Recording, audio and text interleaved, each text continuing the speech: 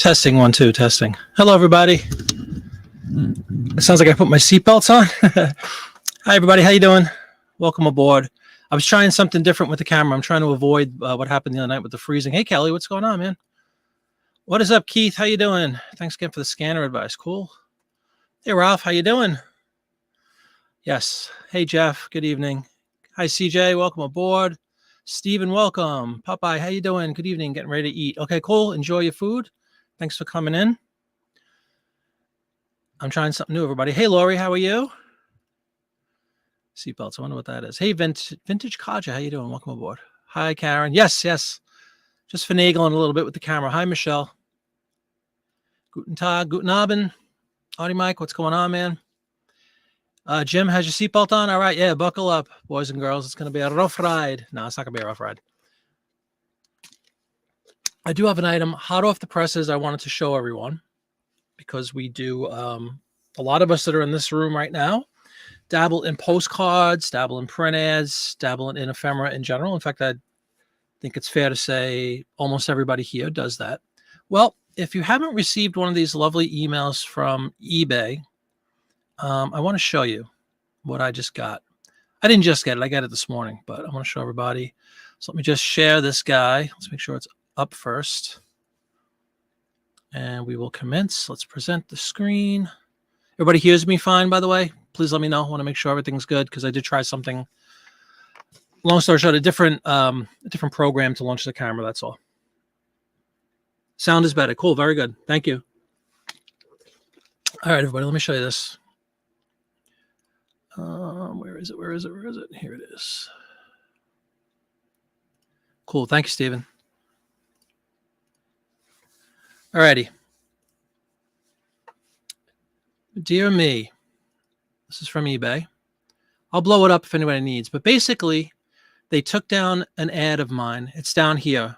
When you click on it, you get the dreaded oops, it's us, not you email. Long story short, cream of wheat. I think we talked about this on one of the shows recently. We knew the Aunt Jemima thing was no longer acceptable over on eBay. So now cream of wheat is definitely confirmed. They took down one of my ads. I went to the listing number. I went to a different screen, and I was able to find the ad. It's just a cream of wheat ad from 1904. But you could read all this here. This is what they give you. And, you know, no harm, no foul as far as my account. Thank goodness nothing's wrong. They're just advising us that these things are being taken down. We've talked a lot about the swastika thing, and here it is again. Any item that's anti-Semitic or any item from after 1933 that bears a swastika, which means that if it's pre-33, I guess you can have a swastika. Anyway, check this out. This is the official wording that they gave me. They ended that one listing, which was fine. It was, again, a 1904 print ad. And then what I did was I looked into my account. So everybody, just take a check. If you want to take a second and just read this, I don't want to jump the gun, but it's basically saying the Black Americana stuff is coming down. Your listing didn't follow our offensive material policy. And again, there's the item down there, which unfortunately, it's not unfortunate, but we can't look at it. It's a typical, you know, cream of wheat ad. Well, what I did was, and again, everybody take a look really quick. If you're not finished reading or if you have any questions, let me know. We'll go back to it. But let me share with you my next steps. Let's take this one down, and then I'll show you. I pulled up the listing, a couple of other listings. And that would be this one. All right, what I did is I went into eBay, searched to see if I had any more cream of wheat, which I knew I would. Let me blow this up a little bit so you guys can see. But it turns out I had 6 other cream of wheat ads, different time frames. You can see here, 33, 25, 33, 23, 23, 32 are the years. All, you know, same thing. There's a baby. I guess the thing is all the way down here on the box. What's the guy's name? Somebody just wrote it in there. J. Smith Erastus, whatever his name is, the little chef guy, the you know, the face of cream of wheat cereal for all those years. So anyway, that one, I just took them down preemptively rather than wait for eBay to do it again. And then it looks like, you know, the first time it's a kind of a slap on the wrist, and not even so. It's just a you know, hey, we're not allowing these anymore. We removed it. Please don't relist it. It actually says you won't be able to relist it. Don't do it again. be a good boy. So that's what I did. I went in, I found these 6 and I ended them. But I just wanted to show everybody, it might be, if you're new to the print ad game and you just see cream of wheat, I guess just in general from now on, if you see cream of wheat, don't list it. But like the specifics on the actual ad, which of course now eBay is slow for me. Great. Spinning. Here we go. I want to see if there's anything else. We'll go that was what, 1933. Here's one from 1925. And it's actually a recipe thing, but there's Rastus, I guess that's his name. So he's down. Again, assorted years, 20s and 30s, I guess, primarily is what I had up. So I went ahead, I took them all down. This way, heed the warning if you get one of those things. It's Kelly, it's the guy, he's a chef, he's black. I guess his name is Rastus. I forgot that. I remember we did a listing show and we were talking about that. I didn't realize he had a specific name, but I don't know why, but let me see what it says in the email again. But apparently it's considered racist now to have him on the box. So I took him down. I took down the 6. Rastus is a no-go. You just listed up PPC. Hope they don't yank him. Nothing offensive. That's the thing. I mean, certainly those serial ads were not offensive. I think it's the character or the guy, the what do you call it? It's not a character. I hate when I can't think of silly words like this. I say the face of, what is that called? The trademark, whatever, the insignia, all that stuff. So it's him that is now considered, if you have him, Rastus, I guess is his name, it's now considered offensive. So it has nothing really to do with the ad itself. As you saw, it was babies and very genteel kind of stuff. Same thing with Aunt Jemima, essentially. Aunt Jemima was the face of the syrup. They took her down. Rastus is next, I guess. The reason I really wanted to bring this up was not to stir the pot. I promise you, not at all. I want to bring it to your attention in case you have anything like that. If you haven't received one of those emails, just wanted to take a look. I got that whenever they did the Aunt Jemima thing. I guess it was almost a year ago, maybe. I got the same sort of an email, and then they took down. In that case, they took down like 5 or 6 at one time. So I went in. And the same thing. I went into all the Aunt Jemima, and I had a bunch of Aunt Jemima, way more than the cream of wheat. I had like 20 of them, I think. So I deleted all those just to get ahead of it, make sure that there's no issues. So there you go. Just something to be, aware of, certainly going forward. Don't list these things. If you've never received one of those little warning emails, I don't know what the quantity is. I don't know how eBay operates their business, but my assumption would be if you're unaware, they assume that you're unaware of some of these things because they're all relatively recent rule changes within eBay.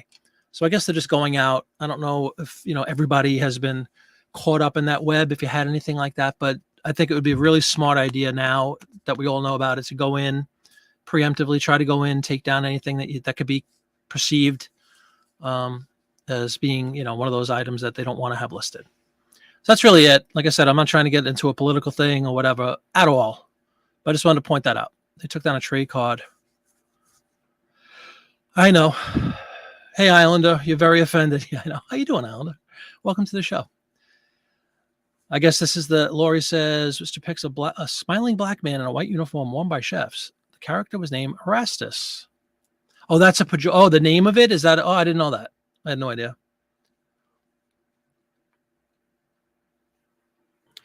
Yeah, I agree, Kelly. Like maybe there should be something. I don't know how they do that. They do that with so many other products, right? You get that little pop-up. The Nazi thing is huge, or not even Nazi. As we've all seen on my shows many times, if I do World War II, depends on the item. Every once in a while, you will get a warning pop up. No depictions of swastikas, Nazis. You agree to these terms, whatever. Click enter, and you're in.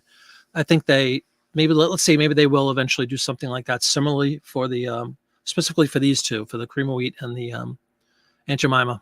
Pancakes and syrup. So, yep. Just Google the term Erastus. Okay. Prominently were part of the morale. Yeah, no problem. I know. Uncle Ben's, great one, Puddings. Absolutely. So if you have any Uncle Ben's, and again, me with ads, I'm going to have all of these things. Obviously, we're doing, over 100 years worth of stuff. You're bound to come across those. Again, it's really just a preemptive thing on my part. From now on, I certainly won't. I don't want to turn the one warning email into, they see a pattern. Oh, he says another 6 of them up. And oh, he has, Uncle Ben's, like Pudding says, or whatever. So I'm just doing a scan of my own before eBay catches them and get them down. You probably did, Lori. Absolutely. Burn them. No, I'm kidding. I'm sure there's other places you can sell them, and I don't know all the details. I know that there's a Facebook group or 10 devoted to the whole Black Americana thing. I know they're very collectible. A lot of people, including a lot of Black people, like to collect that stuff. So again, that's the morality part of it.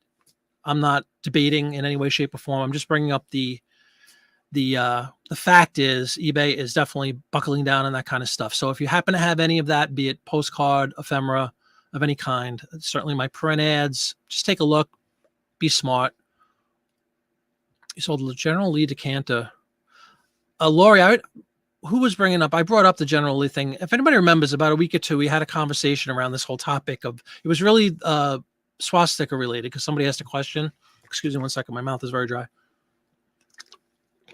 It was mainly swastika related, and a couple of people cut and paste sort of the same verbiage that I just got in my email about their policy, which was reiterated there. So basically anything from 1933 on, you can't have a swastika. Apparently before you can. I still think it's a slippery slope. I would be careful with that nonsense, but to each their own. At least that's permissible now per their rule. Might change tomorrow. We don't know. But definitely the Black Americana stuff is being cut out, completely. And I just don't want anybody else to get swept up in this or potentially get, risk their account. That's really the only reason I brought it up. I don't know that General Lee has yet been swept up in that stuff. I really don't know. You like this backdrop best? Yeah, my basement. Thank you very much. And how you doing, Kristen? Kristen with a hysterical picture, not hysterical, very cool picture on Instagram. I guess, I don't know if you were in high school or college, a volleyball player. That was really cool. Nice picture there, Kristen. Great to have you on the show. Welcome. Oranges, cotton. Yeah, that's what I'm saying. All this stuff. I mean, just use your head around the current state of affairs and everything, and be smart. I personally, I don't want to get, like I use the expression, swept up. I don't want to get caught up in this and have any action taken against my account or lose anything or be banned or be suspended, anything like that. And I definitely know I had a bunch of this for sure. So I'm going to, every time this is, I think, the second time. It's only the second time I've received one of those emails. Last year was the Aunt Jemima. Now we got Rastus in there. So he's down. Great point about, I think, Puddings mentioned Uncle Ben. In fact, with that said, I'm going to do a quick scan within my account. I don't know if I have any Uncle Ben. I probably do. And if I do, let me just tell you, Uncle Ben. Oh, I do not have any Uncle Ben. Okay. Which I find surprising. Maybe Uncle Ben's plural? Nope. Maybe I took that down last year. I don't remember. Again, going forward, just be aware of this stuff if you're not aware of it, and shy away from it. That's what I'm going to do. A couple of weeks ago, you watched a couple of guys in a bidding war for a box of little black Sambo postcards. That was Judge's racist when you were a little kid, long before Aunt Jemima. Yep, absolutely. And again, I know there's Facebook groups. I don't know what other platforms allow this now or don't allow it. I really don't know, but I'm selling on eBay primarily. Although I had an Etsy sale today, which was really cool. Non-ephemera related Etsy sale. It's always a great day when I get an Etsy sale. They're few and far between. Let's see. Oh, I'm sorry. I didn't mean to go through that. You won't list anything showing someone black who was a maid, butler, bellhop, farm worker. Yeah.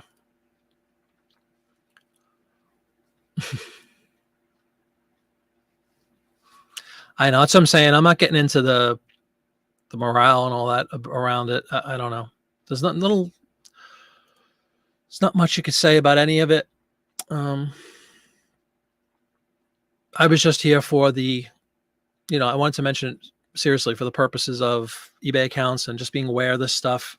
Most of us being ephemera people, be aware. What is up, Bottomania? Cheers to you. How are everyone's sales, says Kelly. I'm glad you asked, kiddo. I'm doing all right so far this year. Nothing great, nothing terrible. I had a couple of really good days at the beginning of the month. Kind of had a little swoon this last few days. Today's been a swoon-like. Yesterday was okay. I just released a video. I don't know if anybody got to see it. I did it. I think it was at 4 o'clock. I released it. another what's sold, and then shows off a bunch of print ads and postcards again. So sales have been coming in. I continue to list daily. I think there's a lot to the theory that, as John put it a week or two ago, you list, you sell. Plain and simple. Good night, everybody. Thanks for watching. That's all it comes down to. You don't list, you're probably not going to sell. Unless you have 100,000 listings. I already read that one. Sorry about that. Jeff says sales are good. Very good. Alan Page collects all sorts of Black County. He's a graduate of Notre Dame, retired Minnesota. Oh, I know. Absolutely. I know. Good on Friday and Saturday. Nothing since. Oh, I'm sorry to hear, Stephen. Are you still... Refresh my memory, Stephen, because I talk with a bunch of people. I try to remember a good portion of what everybody says and attribute it to the right person. I think you mentioned that you haven't been listing a lot recently. Is that true or false? I think you had mentioned in a fairly recent show that you haven't been doing that much listing, which can, and if it's not you, I apologize. But as a general rule, I think it's safe for all of us to say that if we don't list, probably not going to sell much. There's definitely a relationship between the two. But outside of that, yeah, there's the email. Sales were pretty good. Check out the video if you haven't checked it out. Another what's sold. Hopefully give you some ideas. I was able to, I sold one of the real photo postcards I picked up recently at the York postcard show. They were all $1. John and I sat down for hours and hours and just plowed through these. And he was the one who told me, if any real photo for $1, just pick it up. Don't care what it is, just pick it up. So I did. And I sold one $15. It's pretty cool. It was just a picture of a dam, like a dam being built in Washington State, I believe it was.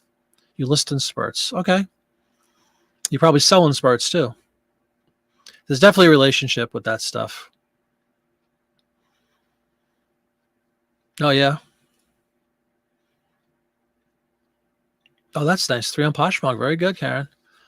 Yeah, I had one, I live and die by eBay primarily. I do have an Etsy store. I have Discogs. I sell some records on Discogs. But my Etsy presence is so minimal, really, really tiny. 80 listings, I think, at this point. Sold a couple of things. Haven't had any luck with print ads on Etsy.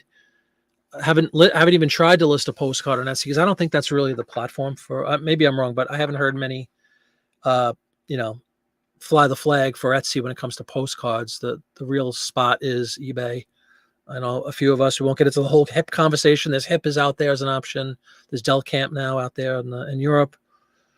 Short of those, I think those are your main places to sell the postcards. For me, it's eBay 100%. I don't have postcards, and I don't have HIP anymore, so I don't have any other outlets for the postcards other than eBay right now. And I'm very happy with the way things are going. My wife, as we speak, is again sleeving up some postcards for me. It's pretty cool. Really like that. She loves to do those mundane things. It's crazy. Oh no, I know. I'm not insulting you in any way, shape, or form, Stephen. I'm not saying, well, you don't list. What do you expect? No, that's not what I mean. But there's definitely a relationship, because I've done that too. You just see it's a stunningly immediate reaction, isn't it? You could list 100 things every day for a month, and then you miss one day. Watch, your sales will tank. It's crazy how fast they act on that. Lori had 6 today. Very good. Very good. Awesome. Oh yeah. I had heard Etsy was a good place, but then several people I know had some listings, including Mark, who hopefully will be in later. I know Mark is pulling everything down from Etsy. A couple other people had said that they, at least tried Etsy, and apparently it's just dead now for postcards. So how you doing? Callie Debs. I was making that more complicated. How you doing, Callie Debs? Welcome to the show. Looks like a new name. If it's your first time, welcome aboard. Thank you so much for coming in. The mundane things can be therapeutic. Absolutely, Laurie. She loves that stuff. She thrives on the mundane. Things like that, alphabetizing things, putting stuff in order. Her mind just thrives on it. She loves that stuff. Puzzles. She loves putting together puzzles. Actual puzzles. Then on the computer, she likes,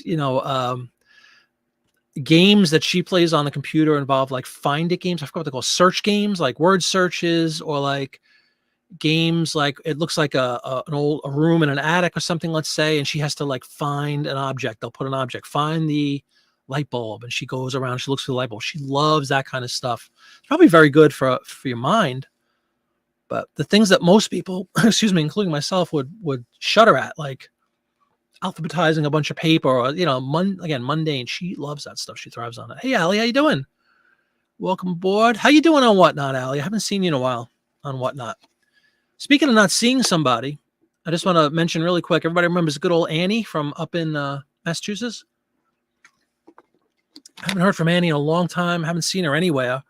She made a post about being back, that she took some time off because she had such a busy fall. She's up in Salem, Massachusetts, and fall is their season. I guess fall lasts like 6 months a year in Salem.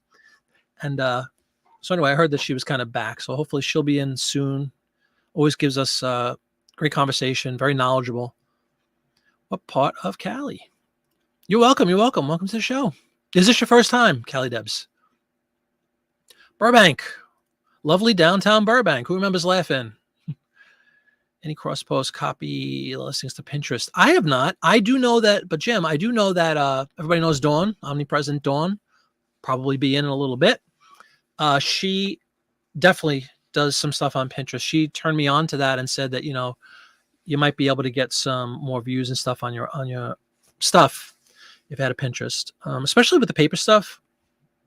So if anybody else wants to answer Jim on that one, I don't know if you guys utilize that platform at all. Packing their sales. Yeah, I know there's so many videos like that. You're from SFV now in radio. Here we go again, Lori. I'm trying to figure out. I was going to say San Francisco, but I don't think with a V in there. So please explain. Yeah, almost definitely, Stephen. Yeah. I don't really know what its purpose is. Honestly, I have no idea. Your resale is packing listing in the background as you pack a list. Yeah, right. It encourages similar activities. I do it all the time too. That's why one of the reasons I had the listing show on the Friday nights, which again, we kind of did Friday, and we'll do some more this Friday.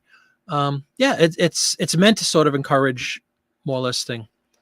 Anytime you get a group of people together, like-minded individuals, and we're all doing something like that, it's definitely inspirational for me, be it eBay, be it music, I'm a big music guy, all that kind of stuff. It's fun to have people sharing your interests. It kind of encourages me for sure. Hopefully it encourages everybody else. Hey, Mike, she's not in here now. I saw her post in some other forum basically saying that she's back because she was gone. She said she just had to take a break from the YouTube stuff and all because she's been so busy, which is great. That's good news. Busy probably translates to cash. How you doing? Howdy. Allie went on today. No takers. Took time off. It's hard for me to get so much anxiety doing this. Oh, I know. So many people are having similar experiences. I want to mention something when Popeye gets back around Whatnot, so we will do that. Oh, that's okay. Well, it's great to have you on time. Being out west, I guess it's I keep forgetting what a difference. It's 7:30 here, and you guys are still in the afternoon, right? The Monday shows are probably easy for a lot of the West Coast people to attend live because it's 4 o'clock your time. Whereas my Friday is usually 6. It's 3 in the afternoon. It's like the middle of the day. But I'm usually on at least 2 hours, sometimes a lot longer. You cross post with, yeah, that's interesting, Lori. And do you think that how do you know for sure whether or not that has any impact? Do you have any way to quantify that and say, yes, because I did this post on Pinterest that it led to a sale? San Fernando Valley. There you go.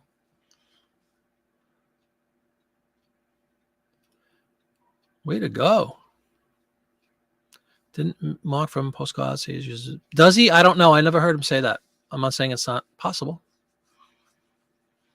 But I do know Mark had a bunch of cards listed on Etsy, and he's pulling them all down in a frenzy. He did a video about that recently, how he wants to have 0 Etsy presence. I don't remember the time frame, but in this calendar year for sure. Smooth criminal. It's a good rainy day to chat with friends. Sorry, it's rainy. It's a nice dark night here. Cold, dark night. But regardless, absolutely I agree. It's great to talk with everybody. We go crazy here, Reno. Most of my calls today were people in Santa Barbara canceling appointments. I've never been to Reno. I've been to Vegas a lot. I've never been to Reno. I think when you cross post anywhere, it seems to raise interest in them. I think that's probably a valid point. I just wish there was a way to know matter of factly. Like, I guess the way to test it basically is don't post for, not that I'm not telling you to do this. I'm just saying the only way to kind of figure that out is maybe don't cross post for a period of time and see if you see a downturn in, at least in traffic, 33, Stephen, huh? All right. Yeah. The obligatory, this evening's weather report is brought to you by the fine folks at Chrysler, Plymouth, Dodge, Jeep, Cadillac, Subaru, Mitsubishi, Datsun, and the Sons. We have a balmy 38 degrees currently, clear skies. Feels like 32 though, with a stiff breeze out of the northwest at 8 miles an hour. Humidity is down to 60%. Air quality very good at 41. So there you go. Yeah, I would imagine so. Literally and figuratively, right?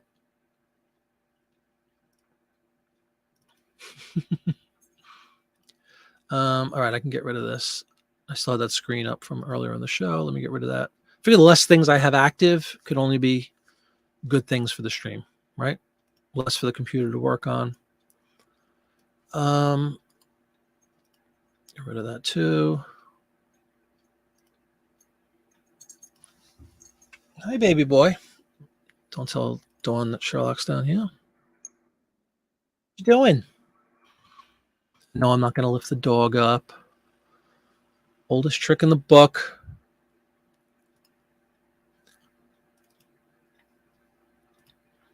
You warmer today, 37. Yeah, almost exactly the same.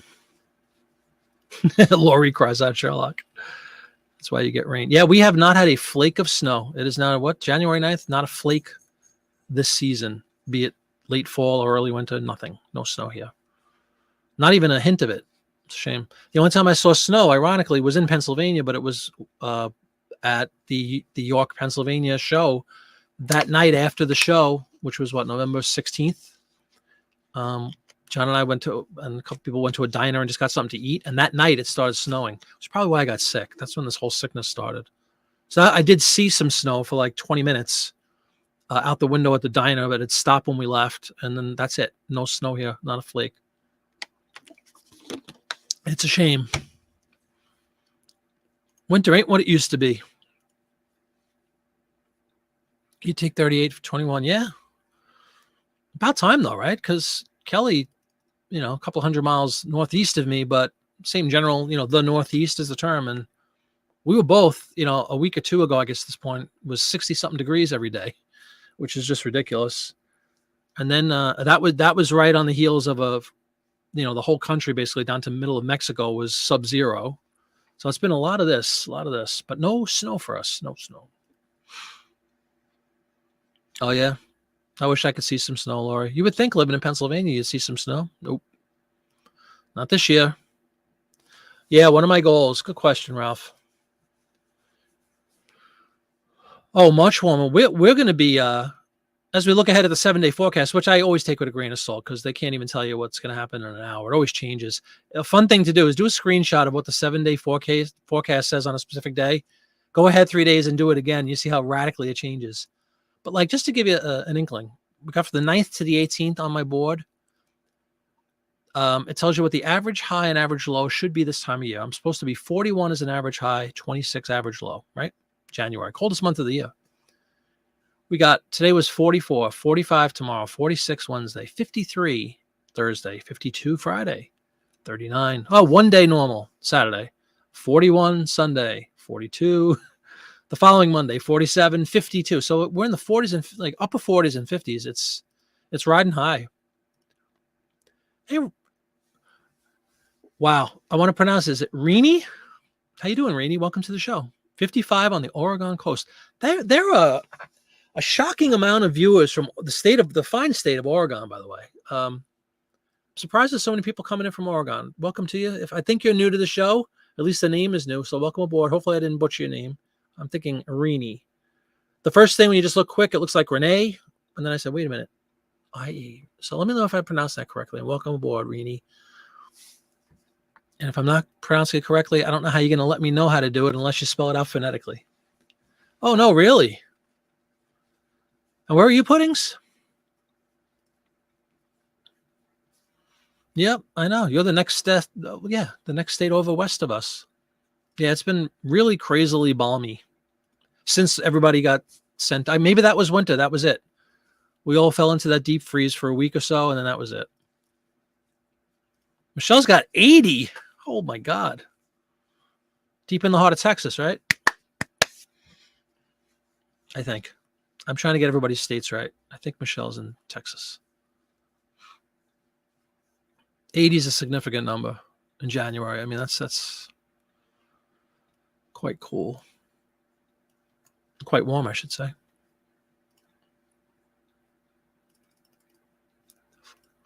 Pudding style. Oh, you're down in Dallas. Okay. Nice. Speaking of Dallas, yes, Michelle's in Fort Worth. There you go. So you guys are basking in the warmth. Renee. Welcome, Renee. How you doing? Sorry, I took a chance on the way you spelt it. It looked like Renee, but Renee. Welcome to the show. Thanks so much for coming in. Texas is crazy. Texas is huge, so I'm sure there's a lot of different weather depending on where you live in Texas. In fact, I know that. Trying to think where I've been in Texas. I've been to San Antonio a couple times. I've been to Dallas. I've been to El Paso for a show once. That's probably it. What's a big town, or big being a relative term? What's a town in Texas in that the northern portion that kind of just goes straight up? I don't know. I know that's not the best description, but is there a town up there? If everybody could picture the state of Texas in their head, the map, that like straight line that goes up where Oklahoma is the panhandle, right below the handle, that block. What's a town up there? That's definitely an area I have not been to in Texas. I've also never been to Oklahoma. It's one of the few states I have not been to. Lived in Garland, Sherman, and Allen. Cool.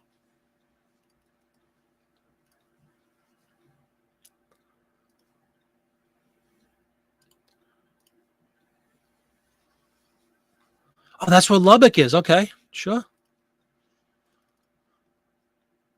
Amarillo's up there too. Very good. Thank you, guys. We got 31 in Cleveland. Normal, right? That's pretty much normal weather at this time. We're in early January. It should be 30s.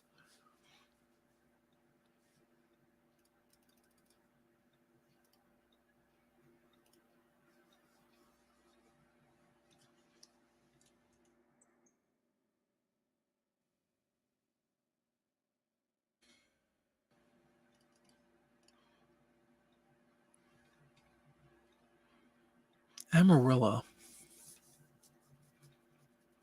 I don't know why that.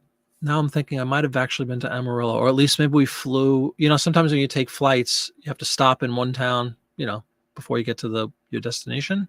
Maybe I landed in Amarillo. Amarillo, Lubbock, I've never been to. That's Buddy Holly territory, right? Lubbock.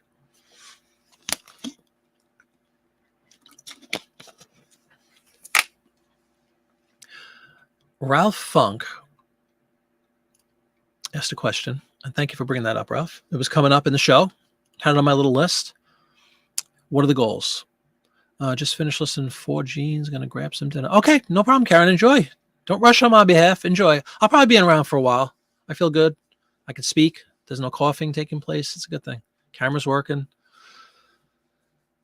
Very, very good. So enjoy your dinner. Goals.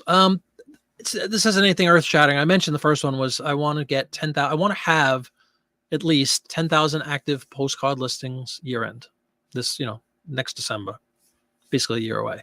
I'd like to have at least 10,000. I think that's very doable. I think it's a reachable goal, but it's also the kind of goal that if it's met, I'll be satisfied with it. Of course, I'd like to exceed it, but as I mentioned Friday, I don't want to, shoot for the stars and say some ridiculous number and say 50,000 or 100,000. It's probably not going to happen. So I want to be something that, again, is attainable, but yet once attained marks a level of achievement, if that makes sense. If I can end the year and I have at least 10,000 cards running, I'll be doing pretty good. Of course, like I said, I'd like to get more, but I think 10,000 is extremely doable.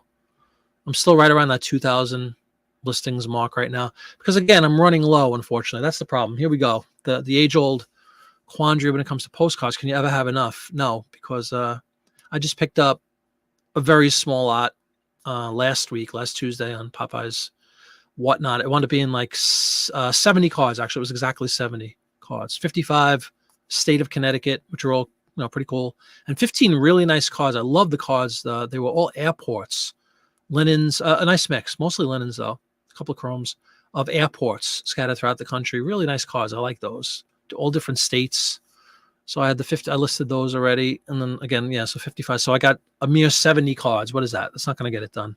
I still have some to list from the postcard show. I haven't listed all of them yet, but I'm almost at the point now where I'm trying to savor them a little bit, which is not good. That's how hoards are built. Oh, I'll just leave a few there for a rainy day, and then I'm going to go into whatnot and buy another 5,000 cards or whatever, and then they sit there and they sit there and they sit there. I like to. One of my goals, truth be told, when it comes to postcards specifically, is get them, list them. Don't get any more kind of until you've listed them. I broke my own rule already because I got those 70 from Popeye, but generally that is my goal, is to try to get them up, not let them accumulate and gather dust, not cherry pick and say, oh, I'm only going to list these and I'll get to the other ones and then never get to them. Just get them all up. The Mark philosophy, Kelly, I think, subscribes to this philosophy.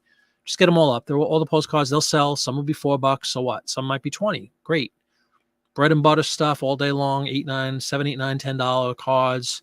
You could definitely make a living doing that, or supplement your living doing that. So that's the two big ones.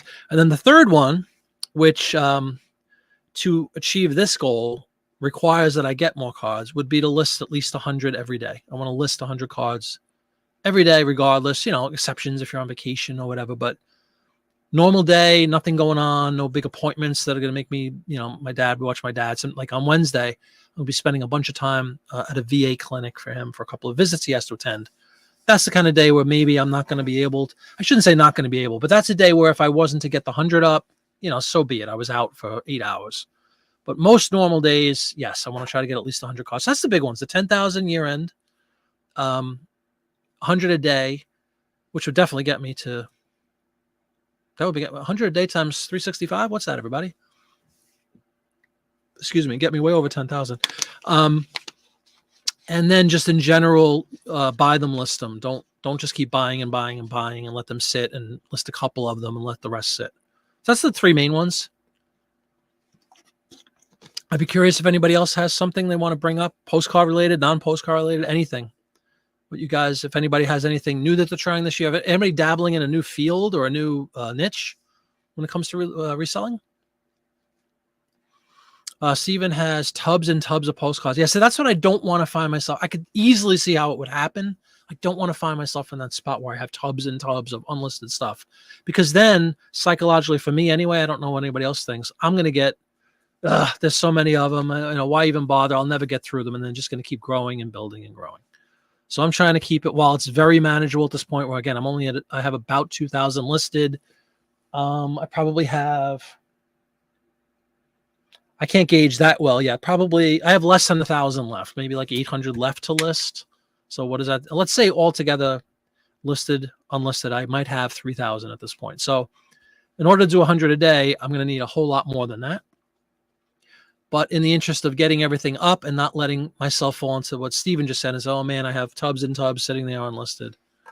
I'm trying to be very, very economical about it. Buy a manageable portion, sort them, list them, store them. Buy a manageable portion, sort them, list them, store them. You know what I mean? This way I'm constantly have activity in the store. We're just talking postcards now. Constantly have activity in the store. Hopefully with that activity comes sales. Never run out. Was what happened to me in October. I think I ran out of postcards. Devastating feeling when you get in the zone, you have none.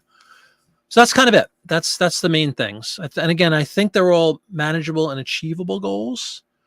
And if I achieve all of them, and I'll be thrilled at the end of the year. I'll be able to sleep well next New Year's Eve if I say, wow, I have 10,100 listed, available right now. I sold whatever amount all year. I stuck to that 100 a day basically all year round. And I don't have tubs of unlisted postcards sitting next to me. Kelly got carried away this weekend and whatnot. You got 8 orders coming in. Oh, man. Being selective, that's a good one. At your level, you should be, I would think, right? Well, not should be, but that's something you could definitely do because you have a great amount. You have a lot of quantity up.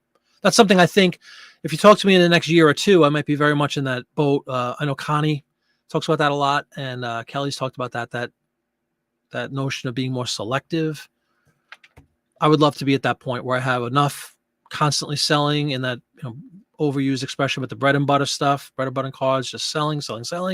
Be a little more selective, get some higher end material. I'd love to be at that point. Correct. That's right. Oh my goodness, but I didn't say that, Jim. Please, everybody, if you have a second, give a thumbs up. You are guaranteed. You're still in that window. We're in the first hour. You're definitely guaranteed in the first hour. Second hour, that percentage goes down, maybe like 75% chance. And obviously it goes down with each passing moment after that. But that first hour, if you have a moment, give a thumbs up if you're enjoying the show. I'd really appreciate it. And you will get a sale on the eBay. Congratulations, Jim. Always happens. That's a good idea. Just blow them out. That's a great idea to move stuff. Hey, Mark, speaking of Mark, what's going on, man? Singing your praises about the philosophy of the bread and butter stuff and your exodus from Etsy, from the Etsy platform.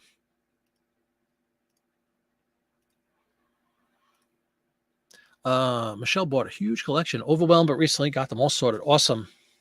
Right. Yeah. You organize chaos, right? Once you get everything organized, changes your whole perspective on them. Allie's goal is not to buy unless all your death pile, money pile should. Oh, really? See that? Yeah, I think that's one of the better goals I've heard in a long time. Yeah, just get rid of what you have, right?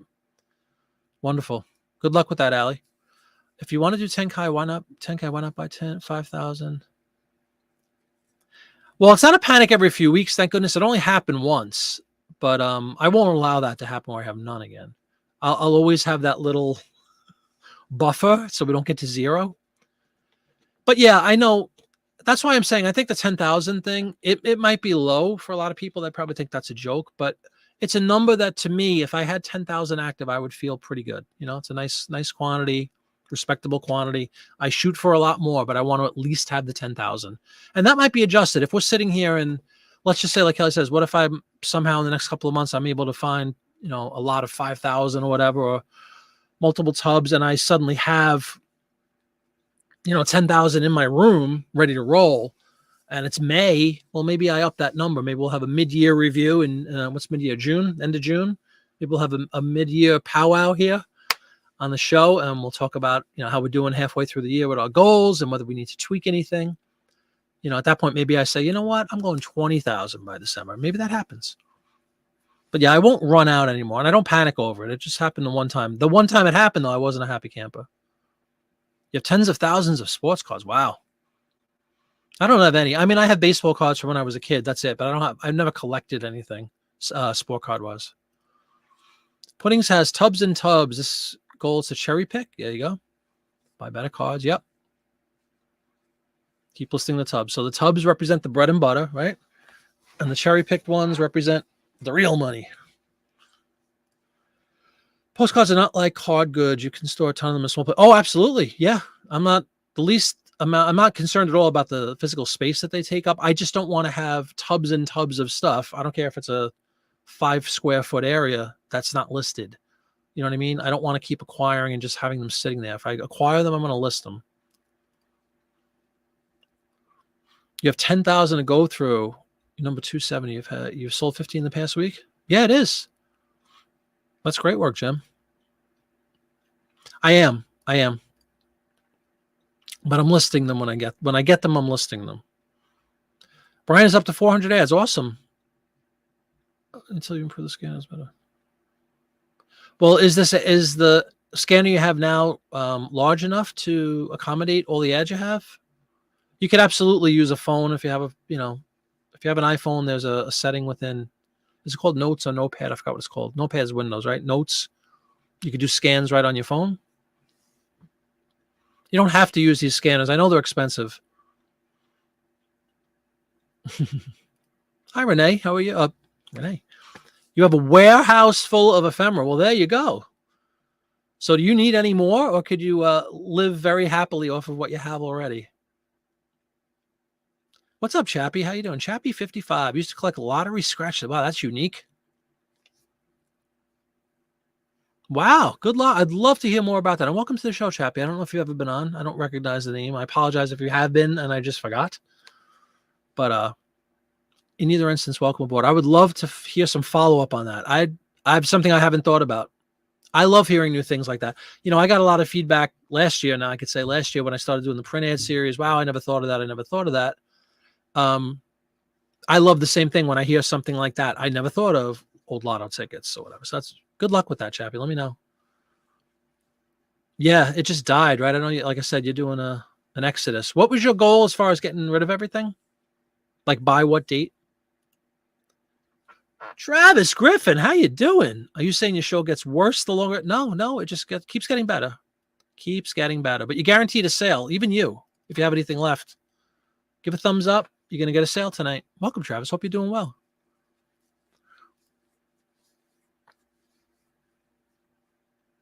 Yeah, no, you did miss here. Sorry. No, I do have more to list. I have like 800 left right now.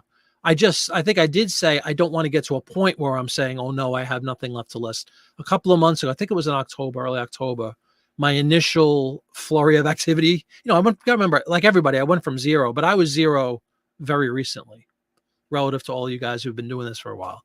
So, yeah, I ran out. I was in the Tub Club, for those who are aware of that institution over on Whatnot. I was a member of the Tub Club, which gave me about 500 or whatever. When I listed all those and sold a bunch, I was like, I have no cards, like literally no cards.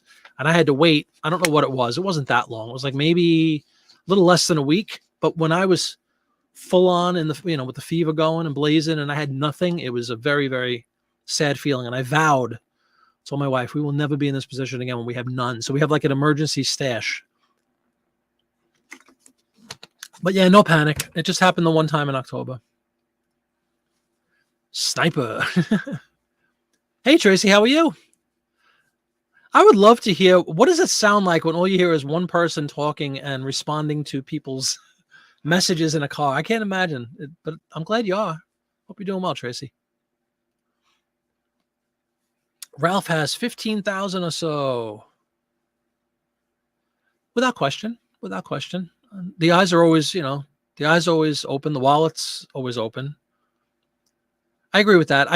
Like I said, this is just my personal thing. Everybody do what they want. This is my personal thing. I don't want to be the person that just keeps buying and buying and buying and not listing them. So I'm going to be very, very proactive in my listing efforts. And again, by making a goal of at least 100 every day, that should, go a long way towards preventing me from just having a pile of postcards unlisted. And I know, Mark, they take up no space. That's not the point. I just don't want tons of unlisted inventory. Dawn Wright, good evening to you. Welcome to the show. Hope you're doing well. No problem. And if I do, I'll list them. Yeah. I hope so.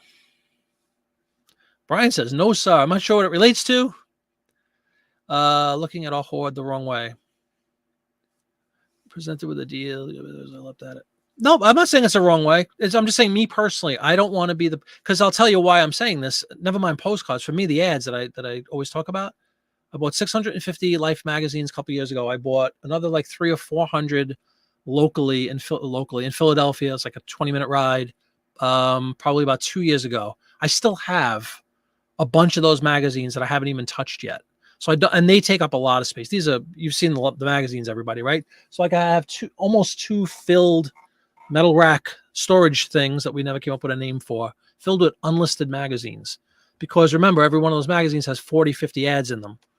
And since September or so, I've been so, enamored with and, in the process of going through postcards that I've kind of neglected the print ads to an extent. So I still have, for 3 years, tons and tons of magazines. They were both great deals that presented themselves. So I'm very, very grateful we got them.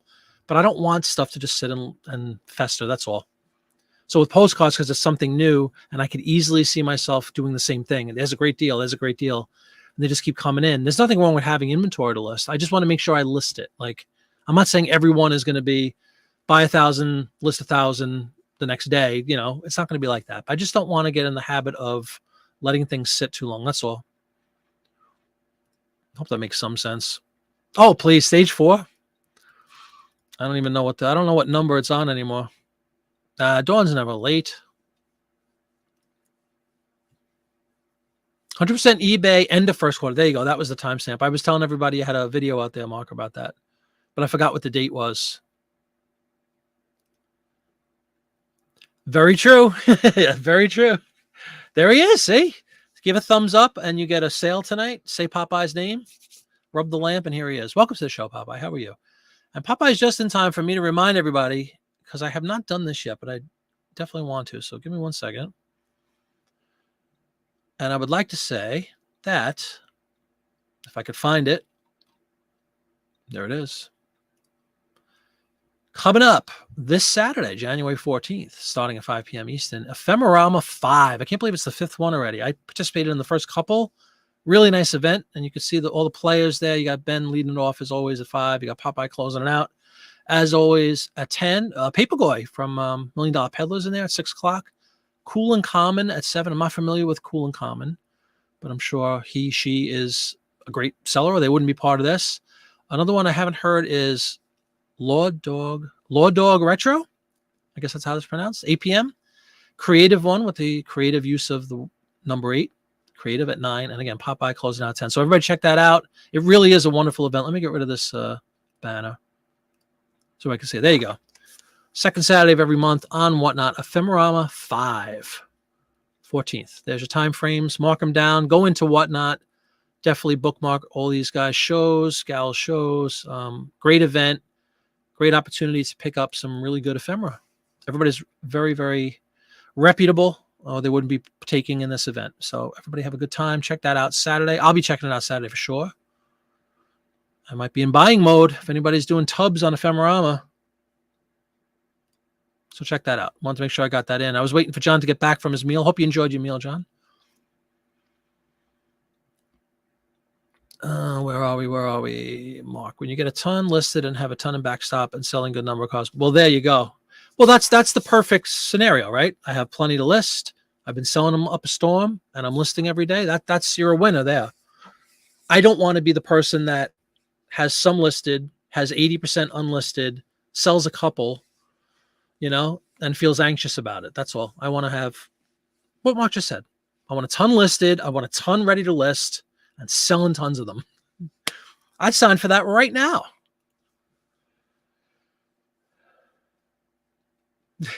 No, I'm definitely not a hoarder. Far from it. I love postcards, though. I'm really not. Hey, John. You just hit it. All right, Tracy. Good luck to you. Good luck to you. Now, you're driving. I don't know if the dynamic changes that. I don't know if we ever talked about that. If you're just listening. Now, we're going to throw that in. If you're just listening, odds are you'll get a sale as well. Again, everybody welcome in, John. The ideal is to buy tons of cards much, much cheaper than on Whatnot. Yeah. Yep. That's a great point. Now, again, for me at the, I did a video about it, but the York Postcard Expo is actually what it's called, not show, but whatever, the show. I broke down what I purchased, the quantity purchased and the money spent, and it wound up being 12 cents a card, 12.5 cents a card at that one event, which is probably a lot less than a lot of the Whatnot is. But I love, like I think a lot of us, buying the post. That's how I started with the postcard thing all those months ago, 3 months ago, 4 months ago, was on Whatnot and picking up lots like that. It's still relatively cheap, for the return you'll be getting. But I agree with that. If you're getting stuff really dirt cheap, if you're spending a nickel a card or whatever, I don't know, whatever you define as a dirt cheap, then I could see that stuff sitting a little bit longer. But that's just me personally. It's not an attack on anyone's lifestyle or philosophy. Do anything you'd like to do. I don't care. No, I do care. As long as you're not hurting anybody, I don't care. This is me personally. I don't want to be the person, me, that just has piles and piles and piles and piles, because I already do with the print ads and it drives me nuts. The magazines, not the print ads. I don't want to have an equally high, rack or two of postcards just sitting there that I never get to. Which is why I think the big reason that I put, and 100 is feeble for me, but at least 100 a day listing postcards should help to that end, so I don't have tons of them just sitting there. It also, because I don't have the quantity that a lot of you guys have, what I say, I have like 800 left, if that. And then I got the, what was it? 70 from Popeye the other day, which I listed already. It's not going to take me very long. If I do the 100, I'm out of cards in a week. So I'm going to have to be a buyer very, very soon to keep that perspective up.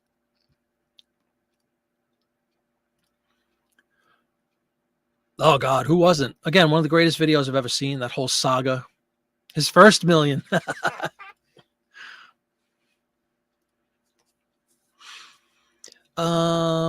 Action figures. Okay, cool. eBay Toy Story going bye-bye. Okay. Oh yeah, you're doing a morning show tomorrow. I forgot about that.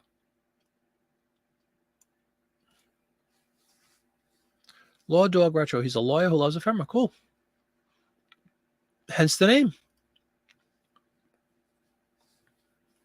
I did. I saw the breakdown. If you'd like to reiterate, I don't have a problem with that. If anybody wants to, well, anybody. Dawn, if you want to put a link to Mark's video, that would be cool. Postcard anonymous groups. Yeah.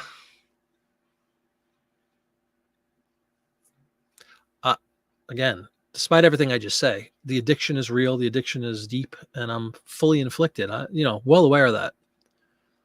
It sounds good to at least say this stuff out loud. How many of you have actually said this out loud? I'm not going to let that happen. I'm not going to. You might be seeing me in a couple of months. The backdrop might just be tubs of postcards that I say, oh, I got to list these, man. I got to get these up. I got to get these up. But as we sit here today, when I'm still in a very manageable quantity, this is what I would like to put in play so that I don't get myself caught up in just tons and tons of stuff that's not listed.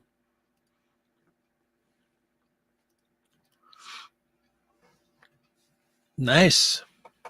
Yep, there you go.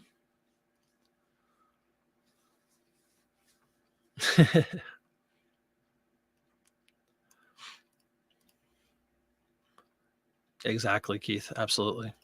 You're certainly not alone. I forgot. Kelly, you have lots of 50 cards from the Dave collection. There you go.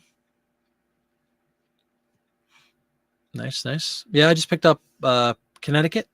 Believe it or not, it was a state I didn't have any of. I might have had like a handful, but not an actual like a lot of. So now I have a few Connecticut cards up. It's kind of cool.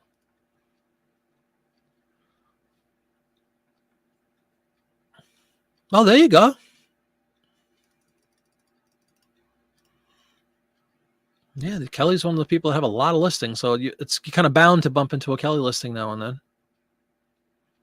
Certainly a Popeye and certainly a Mark listing. No problem. Yeah, the hoarder office. Listen in. Feel free to contribute as needed. If you're buying it for unaware, you also buy the tote. Nice. Thanks, Dawn. There you go. That's the video, I think, Mark's video, right? 14 cards sold a day. Increase average sales price, total dollars, $70 a day. Awesome. See that? I swear to God, I'm not exaggerating. I actually, did you see me? I almost got a chill because I saw the 18 tubs. Oh my God. And it really does. It makes your eyes light up. Oh man. I'm turning red from that one. Woo! 18 tubs. Oh, man, oh man.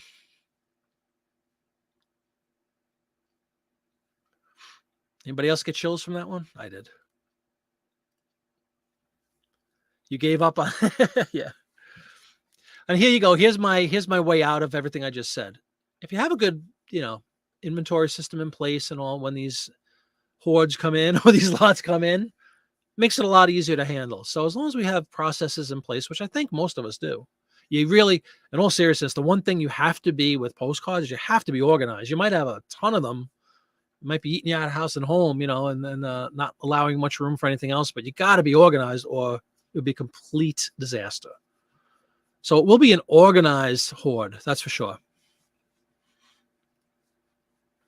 I know that really is tempting, man.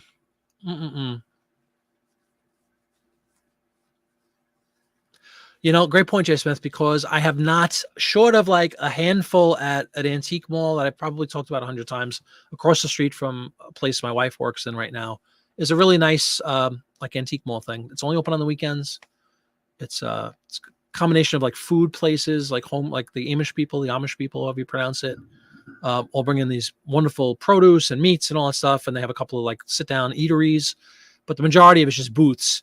The problem is, for me now, they have lots of. It's a great place I go for records.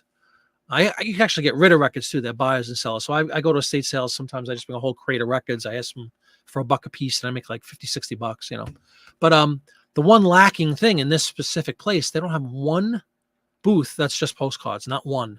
So you have to just kind of look. In certain booths have just, a hodgepodge of items, and you might find the odd little lot of postcards. And when I say lot, probably like 20, 25 of them kind of tucked away below a bunch of other nonsense in a glass shelf. So that doesn't make it as fun. I wish I had an actual postcard like John used to do. Anybody who used to do that, who had an antique mall, a spot. Don't have any in this place. And it's a shame because it's so convenient. We go there I meet my wife every Friday for lunch. We go across and we hang out there and we look for stuff, not just postcards, but other stuff. And man, we just can't find not one postcard booth. Drives me nuts. What's up, Brian? How are you? Oh, you went Columbus, yeah? Oh, yeah, I know. You're going to get some deals. So again, I told everybody 12.5 cents per hour is what mine was.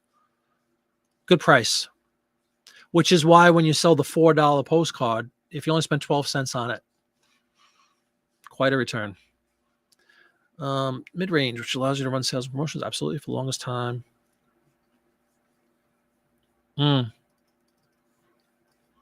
Tracy says you could probably list for 5 years. I could probably list for 5 years off my unlisted inventory. Does that technically mean you're a hoarder? No. You're an acquisitioner of fine goods. That's what you are. Speaking of postcards, Connie, welcome to the show. Great to have you. Connie, what are your goals for this year, for this brand new year of ours when it comes to your postcard selling endeavors? Do you have any goals you'd like to share with the group? A couple, including myself, have announced their goals for the year. I had a red light. Kelly, after a year, I'm still working on trying different pricing strategies. Specific card in South Carolina. That's another state I don't happen to have many cards from yet. Until Popeye bangs out the South Carolina a lot tomorrow, but I don't have many South Carolina. There you go, Stephen. That's a very good point. Right. There are people that literally hoard. They just, accumulate, in many cases, actual garbage. Has anybody seen the show? I never heard of the show. I don't watch television. Don't kill me. I just don't watch television. I haven't watched television in decades, other than Met games, stuff like that. But TV shows. Anyway, my wife turned me onto this show a couple of years ago, Hoarders, the actual show, and it's just repulsive. People that are like, I'm talking about, that's a different level, filth and garbage, and my God. So I don't think, I know I'm not, I know we're not, but I'm hoping most of us that are watching aren't in that situation. But do we have stuff to sell? Sure we do. I agree with that philosophy, Stephen. Mr. Bislot, who I got to hang out with almost 2 years ago now. It was 2 years ago on my birthday, which is coming up rapidly, folks. The end of this month. Yeah, he had, that was impressive to see that in person. It's one thing to hear that somebody has X amount of inventory, but to physically go to their place, and I know he moved now, but this was near Allentown in Pennsylvania, about an hour and a half north of me. It was impressive. Very nondescript building. You would never know what was inside. He was in, I could say this now because he's not there, but it was like just a white building in the middle of like a corporate park. They called them it was like DHL warehouse and FedEx and all these things, and just this little nondescript building. And I think he had 2 of them. Huge, huge place. Filled to the rafters. I know that's more, again, that's a t-shirt. If it fits in the scanner, it's listed. Yep. It's all about perspective, right, everybody? Don't always says things well. Yeah, probably. But if you guys haven't seen this Mr. Buys a lot, that was to be there physically in the building with him and walking around was unbelievable. To think it's no exaggeration. Picture like your local Walmart or your local Home Depot. That's one of what he had, just filled to the ceiling with stuff. And sure, there was some organization to it, but it looked like a mess. It really did. Beautiful, amazing stuff. And I'm sure they have, a rationale. They have to, right? Obviously, where everything is. But if you just walk in, you'd just be like, wow, this is a mess. But there were pathways to get around and stuff. His office area was very nice. Usually just wings. So are you past the research point for a good portion of the cards you list, Kelly? Well, there you go. Beautiful thing. Yeah. I can only speak to what I've done so far, and again, I'm mostly, the Popeye style lots, and the stuff we picked up at the card show represents most of my inventory right now, listed or unlisted, and with few exceptions, I'm right in that same, $5 to $12 maybe, most of them, with hopefully I'll find more as I keep going through, but maybe some more that might be pushing 20. I did sell the $150 card, which is kind of an aberration. But that's where I live, is in that, medium world of just everyday postcard stuff. And I'm fine with that. I love it. And that's where, again, obviously the volume comes into play. So I don't, I still, because I'm a rookie at it, I still like to look a lot of them up, but because just in case I wasn't aware that some certain town is really desirable, whatever, I don't want to miss out on that and list something for $7 and I could have gotten 25 or whatever. But overall, I'm really happy with everything we've been doing. And the sales, they sell, as we talked about a couple of times, the feedback and the kindness of these people. Honestly, I know it might sound a little mushy, but everybody that's bought from me postcards have been really nice, like very nice people. They write messages, thank you so much, and it's a very nice group of people to sell stuff to. So it's a pleasure to be involved in this whole field. Yeah, you certainly can, because you can sit down and look at them, right?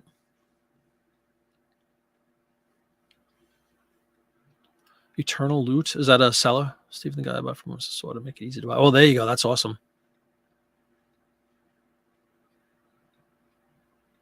Right. It probably depends on the level of, hoarding. Connie making it really simple. Her goal is to list more. the past 2 years, day-to-day life has gotten in the way. Well, nothing wrong with that. It's not really getting in the way, right? We all have lives, but you just want to list more. That's a wonderful goal. Hello, Jackie Jack. How are you? Good evening. Welcome to the show.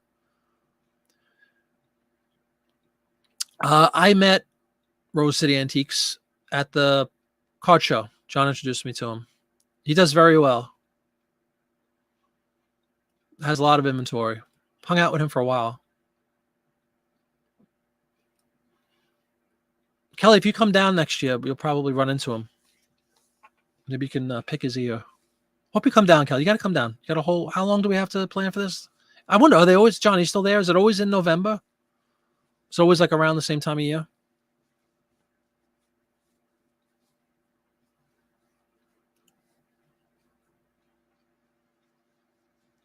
Oh, that's why I was saying about that show. Like, that's exactly. They are major mental disorders, a lot of trauma. It's always, and again, I know they're television shows, but they also, I take it with a little pinch of salt sometimes. But the underlying problems, they always try to drill down to something happened, whatever, and somebody died or whatever, and anybody could snap, and the way it manifests is different amongst different people. And some people just have that tendency to hoard stuff. Hold on 1 second, everybody. I'm going to plug in my light, which is dying on me. Hopefully this will reach. Just 1 second.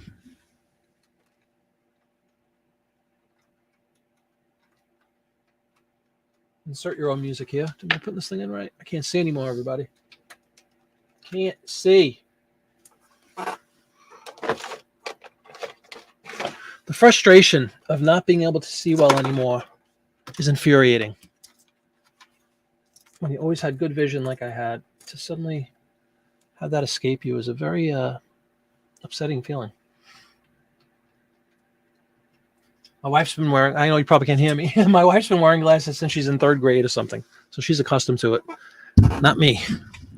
All right, there we go. How are we doing on the thumbs up? You want to get your sales, leave that thumbs up, everybody.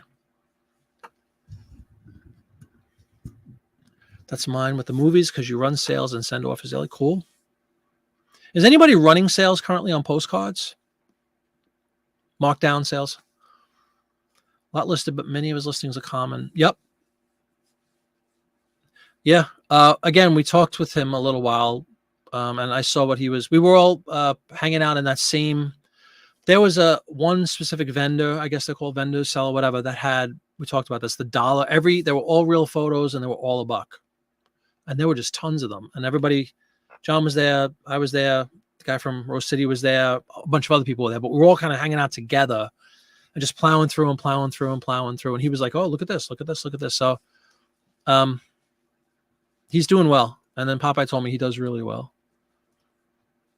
I hadn't heard of him prior to to meeting him in person.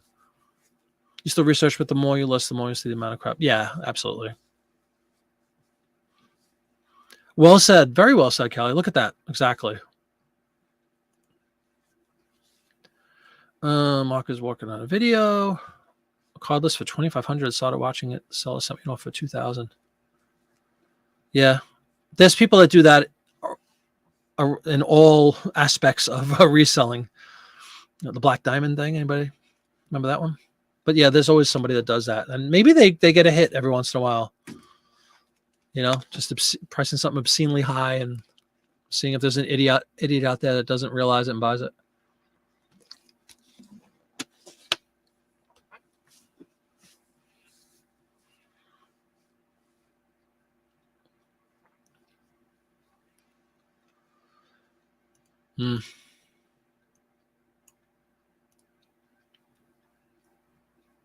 Flower Lady Gallery.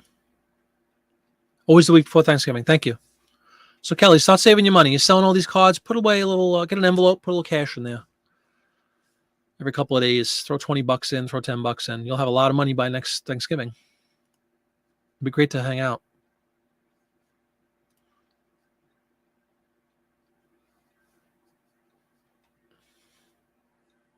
That's exactly what you told me. Yeah, he completely copied and pasted the whole Popeye model.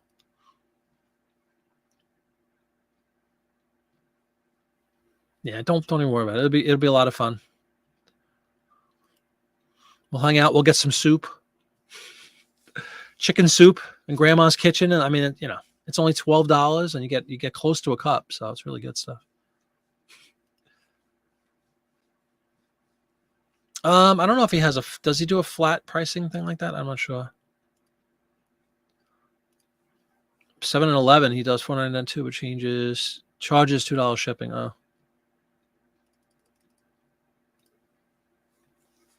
And Dawn's been wearing since 4th grade. Yeah, so you're accustomed to it. It's not cool when you never wore glasses and you suddenly can't. No, I say suddenly. It's been like 50. It's been since I'm 40, early 40s. So it's been a 15-year slope, but it still shocks me that it, you know, when your eyes start failing you, it's very strange. Very strange.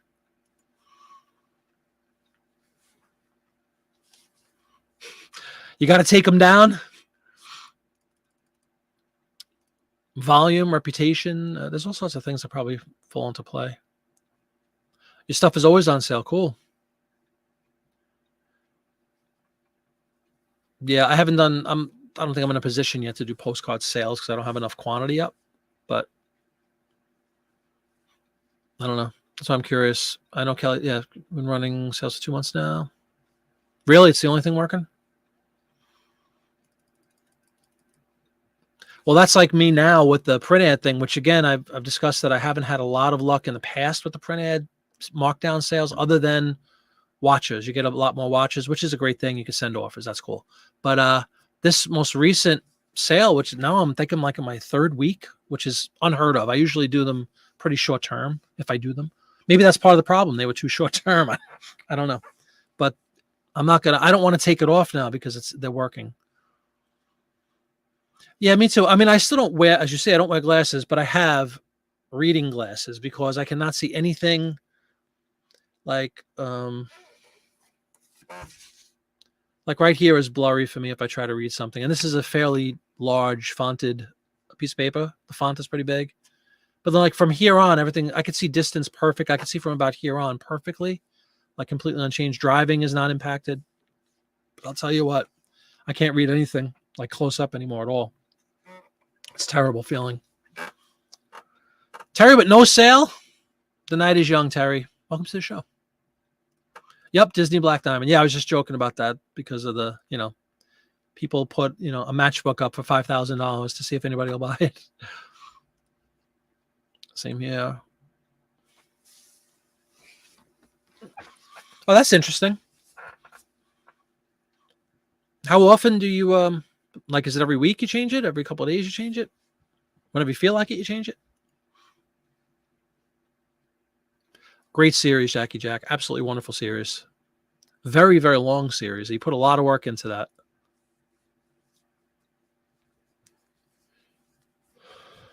No problem, Dawn. Show was only open for 9 hours. That was another. Yeah, the soup thing was a debacle. It really was. I was on few. I hadn't eaten like a fool. I didn't eat anything. That's again the advice and something I'm going to learn for next year is bring a little bag of goodies because it's just a lot of walking around or sitting around and you don't want to. He's right. Like I don't want to miss any time there. You know, it is a precious small window of time to take a look at all those cards and potentially pick them up. And I was only in there like 20 minutes. It was really nice. This old lady came over and said, she's like, "Do you mind if I sit here?" I'm like, "Of course not." Talking with me. It was really nice. But the soup was just ridiculous. It was a cup, no exaggeration, a cup, like a cup of soup. And I forgot what it was like $6. It wound up being like 3 spoonfuls of soup. It was hot. It was yummy. It was a cold day, freezing day. But man, I know. Don't you remember we talked about that? You were ripping on me for that. Who eats soup at a postcard show?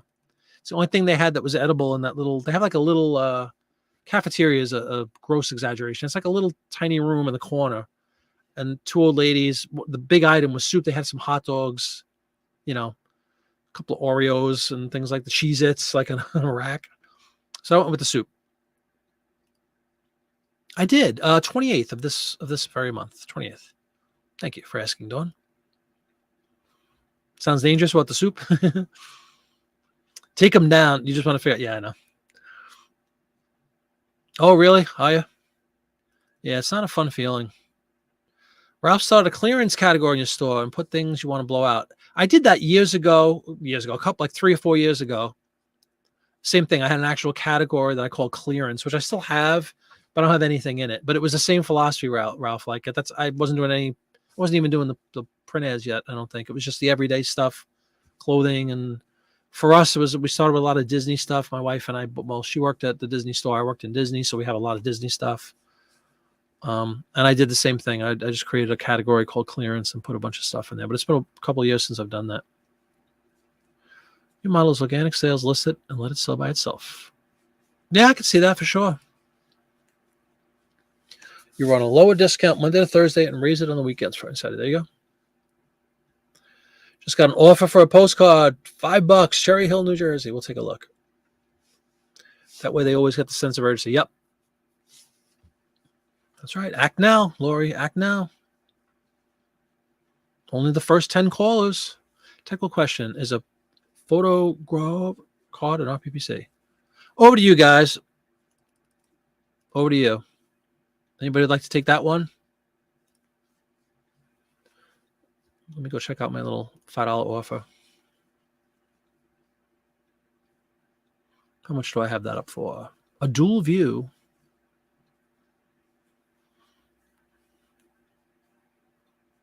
Listed for $8.99, $5. Come on.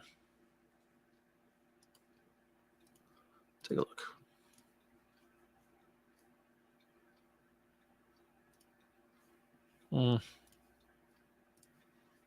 I want to move cards. Yeah, that's why I, half joked over you. I have no idea, Jim. I'm sorry. I'm not even sure I know what a photograph is, if I'm pronouncing that correctly.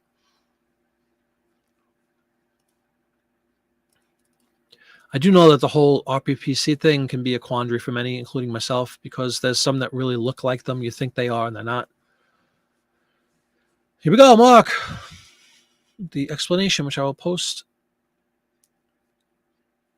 High quality reproductions of photographs. Now, are they the ones that have like that silverish hue to them? Is that what and I know I'm not saying it right, photograph is?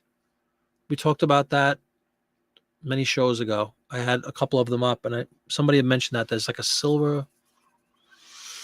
If you look at it, even with the jeweler's loop, like you'll see like a little silver sprinkly kind of look. I don't know if that's the right item. Jay Smith says, technically some processors reproduce photographs instead of printing, but it seems like the market doesn't count them. Okay. Well, that's important to know. Metal plate engraving.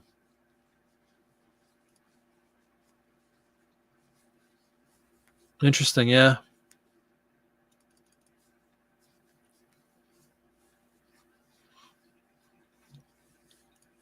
Has anyone sold a card from... Hey, Michael, how are you?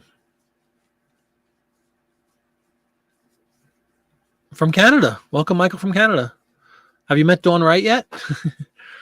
Dawn is our Canadian representative. By the way, and here we go with another plug, because it always comes down to food. I'm sure many people have seen these things. Absolutely love them. Still doing the pretty much no carb thing. Just little pieces of Parmesan cheese. Taste very much like you get the... For me, I know a lot of people love sweets. I'm not really big in sweets at all. I love salty crackers and chips and things like that. This gives you that little rush. Here comes an annoying sound. You ready? Gives you that crispy feeling like you're eating a cheese doodle or something, but they're much more saltier. They're just cheese. So good.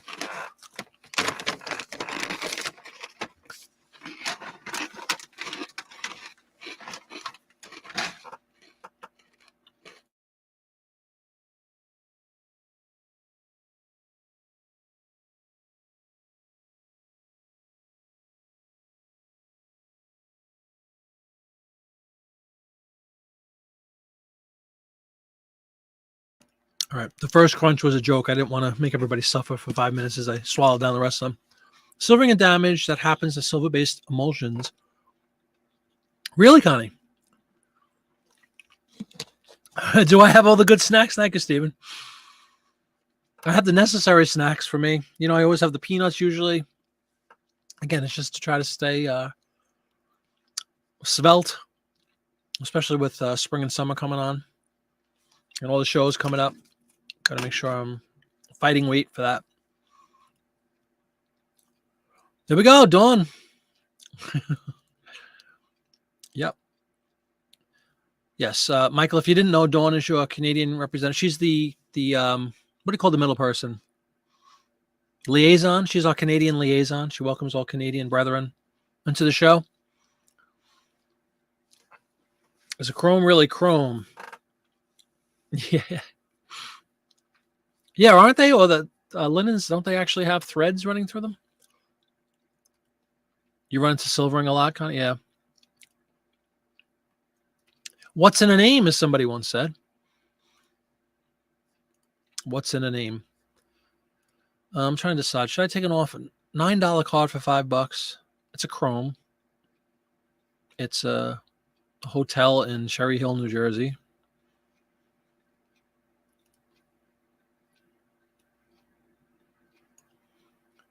I want to sell cards, though. You know what I mean?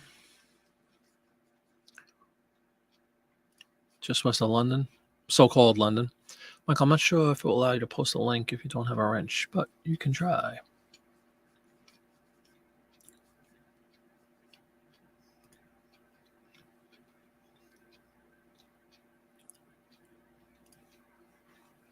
Counter 7? Counter 7. Sorry. I took it as like count, like, you know, red light sale on counter 7. That's what I took that as. Yeah, counter 7. Yeah, you know what I mean? We talked about this too. I got to go over my own personal hangups when it comes to offers sometimes with cards. Let me see if I even looked this one up before I listed it. Let's see if there's anything out there.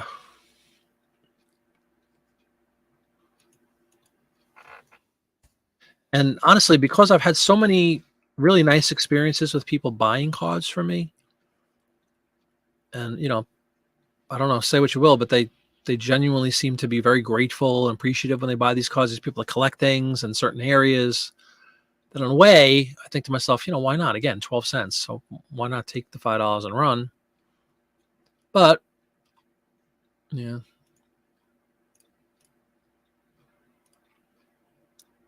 Also want to see if that, I love the fact that you can now see if it's a repeat buyer. I think that's really cool.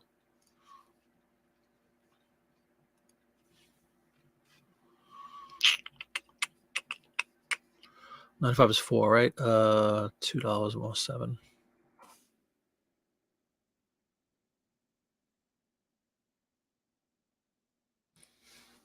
Yep, we'll do the meet them in the middle thing, right? I'll meet you in the middle.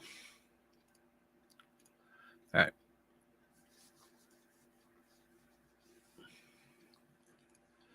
It's fair to say that most postcards. Oh yeah, 90s. I haven't come across anything close to that recent yet. Sailor count of 7.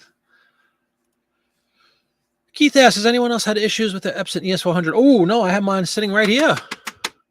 Scratching their Chrome postcard. You tried cleaning it? Wow, I haven't had any misfortune yet with the scanner, and I used this thing for a couple of years before I even did postcards, and I haven't had any problems like that. But did you check out on Google or anything to see if there's any fixes for it?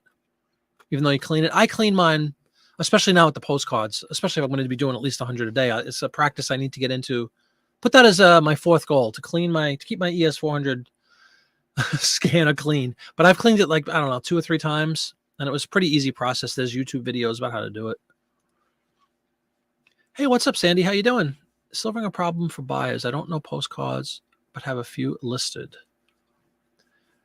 Good question. Connie was talking all about the silvering that you see on certain photos. You didn't get a sale on your show yet tonight, but I did just get pulled over. Oh, there you go. He let you go. Did you tell him you were listening to an eBay show? Yeah, you're lucky. That must have been scary.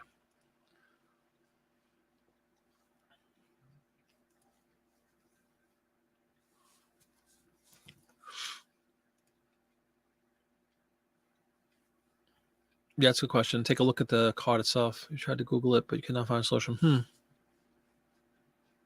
Did they really? They came right out and said you shouldn't put postcards through it.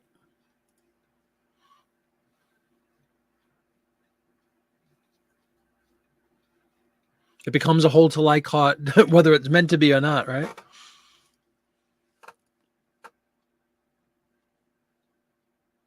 Yeah.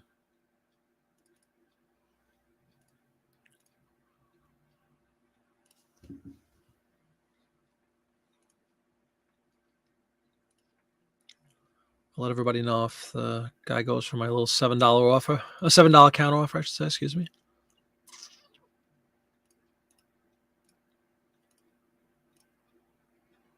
I think that's a fair rebuttal. Silvering shouldn't be an issue. And Connie says the same, but sometimes it can really take away from the image.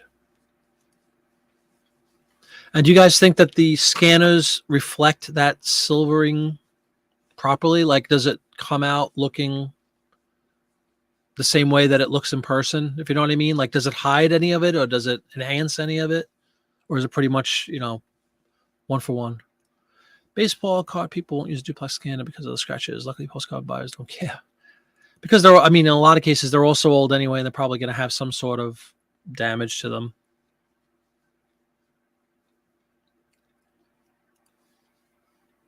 Every couple of days, Connie, huh? Wow.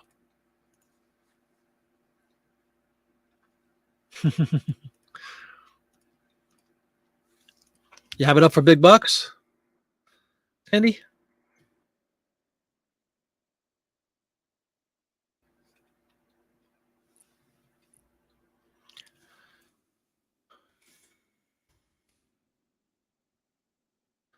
Goodness, my dad's watching, of all things, Sopranos.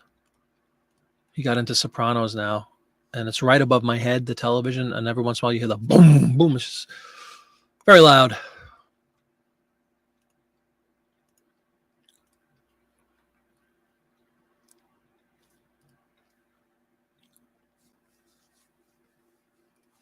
The skin is hide it a lot, yeah? Okay. Just for like a truth in advertising thing, right? Thanks for that, Connie. Kelly had a picture that was super silvery in your hand, but scan image was clearer, so the buyer made a copy of the photos in the listing so they could remember what they bought. Wow. Connie has a super fun hoard of silver postcards. Yeah, that's right.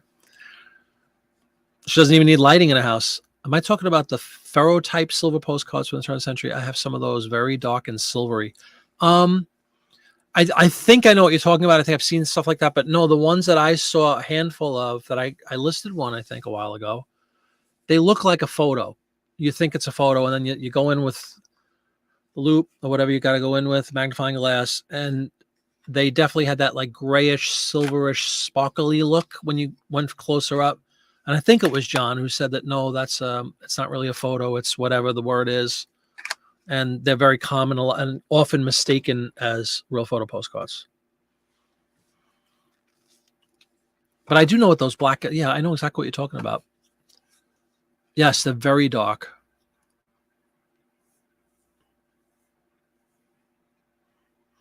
Yeah, maybe that's a good point. $14.99. There you go. Kelly's intrigued. He wants to see it.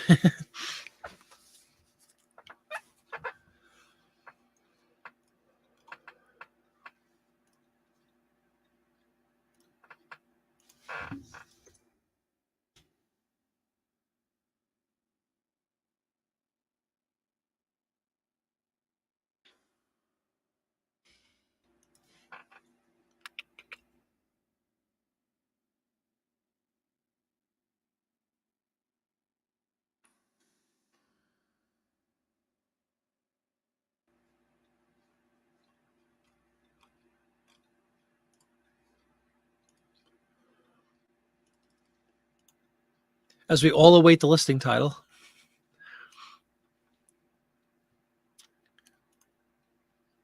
Sandy, you're up. I know. You hear this? Crickets. I was waiting for the listing title. I figured we'd all be diving over to eBay. Perhaps she chooses not to reveal her listing.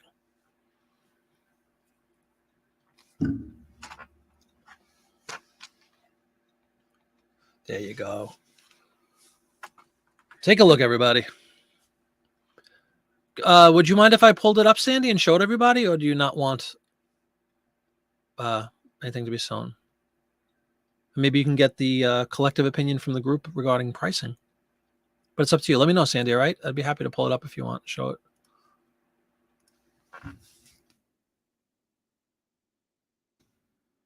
Okay, cool. I'm going to pull it up, okay? St. Bernard, what is it? Ohio.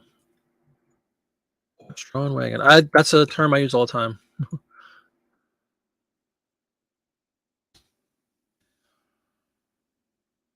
Are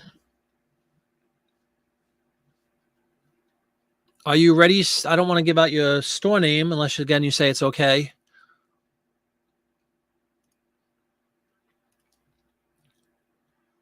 Are you in Elkmont, Alabama?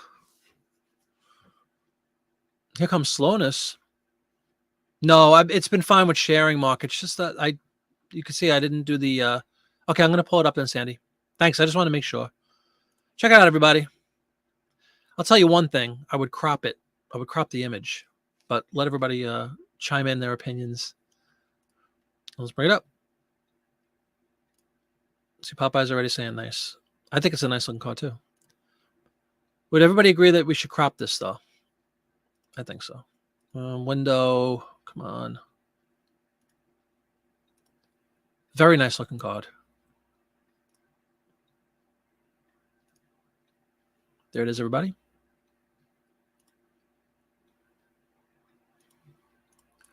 There's a blow up of it. You know what I mean, Sandy? Maybe just like trim around here so you don't have all that white showing in the back too. Wow, look at that close up of the horses. Very cool. Snow on the ground. And there's the main listing.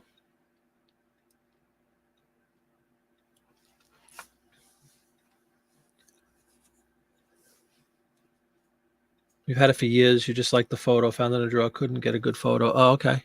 I think it's a really cool image.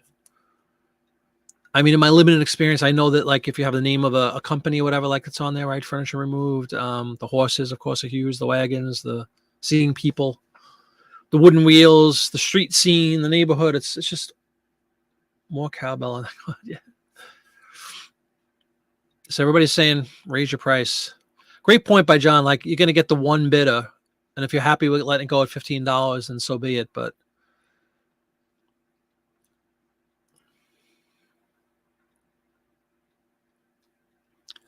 that's true too. If everybody clicks on it, yeah. Yep, everybody's saying raise the price. Raise the price.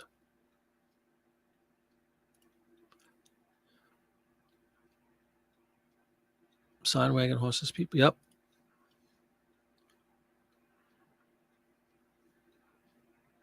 It is a great image.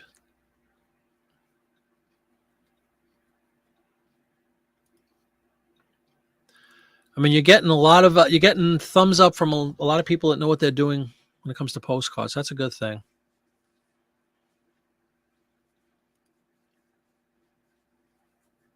Oh yeah, sure. Why not? I'm gonna mute one more second, guys.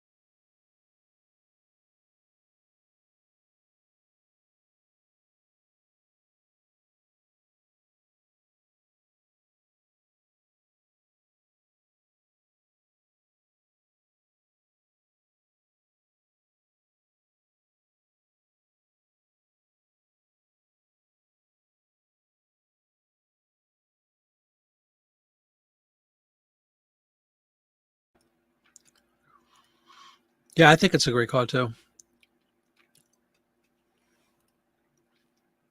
You can see it in the light. Yeah, definitely.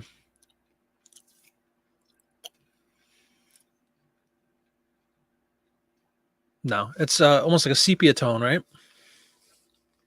Definitely not that black silver. There's a close up. Who wants to see?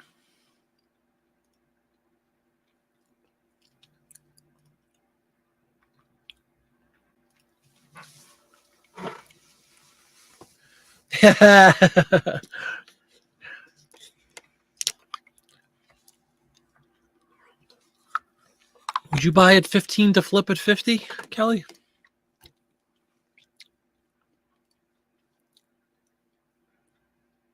It is a cool card. Very cool card. See if there's anything else. Dope.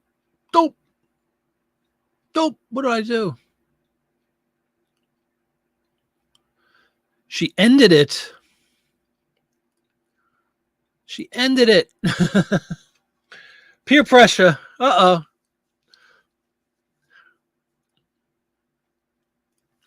right, so what are you going to do? A little buy it now at 50? Excuse me, everybody. What the heck? Put a buy it now at 50. Maybe somebody makes you like a $35 offer, $40 offer. You run into the sunset. Interesting. Connie says she never does auctions. That's a good thing, I think, because you know your pricing and you know your cards. Nothing wrong with auctions, by the way, at all.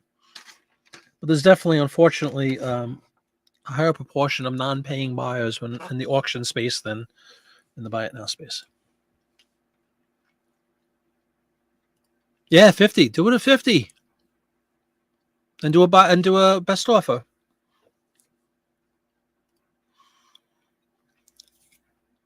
Absolutely, Connie. Yeah.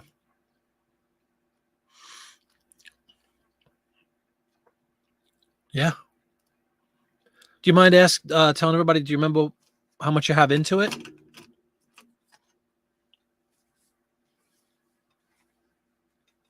Puddings is saying over 100.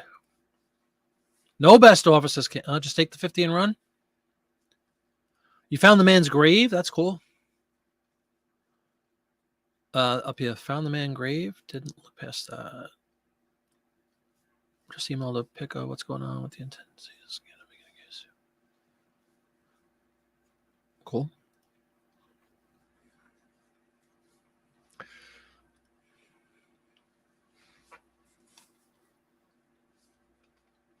That's true. I'll buck into it. Yeah. So you're a winner, Sandy, without question on this one.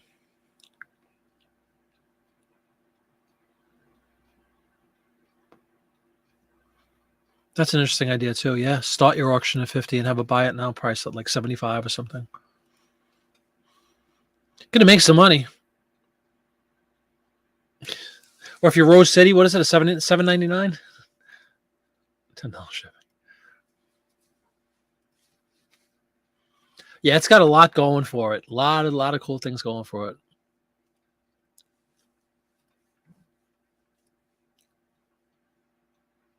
And why not, right, Puddings? That's a cool one. By the way, this just introduces a whole new segment that I never thought of. But if anybody would like to show off one of their listings, if anybody like something like this, if you have a question for the group around pricing or anything like that, I'd be happy to, with your permission, show listings off. I think that's a cool idea. We could start doing this if anybody would like to. I have this item, don't know what to do. Pull it up.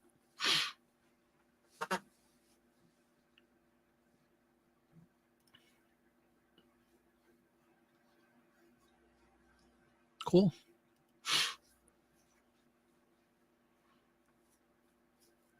Yeah. And of course, everybody's going to know when it sells, how much you're going to have to report in for us, Sandy, okay?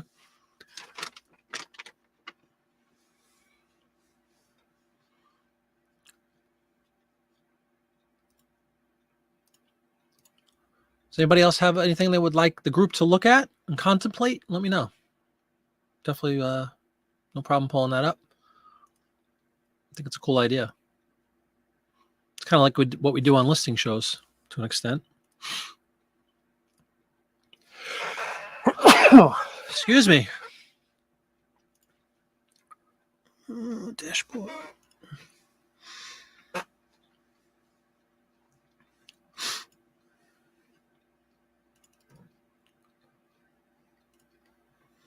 Thank you very much, Popeye. Thank you. Thank you. I think that's the first live on air sneeze on the Jiminy Flip It program.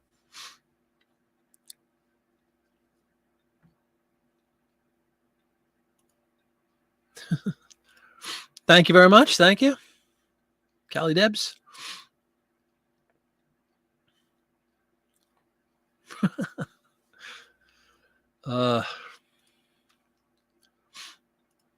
know what? Let me see if I have any that I want everybody to look at.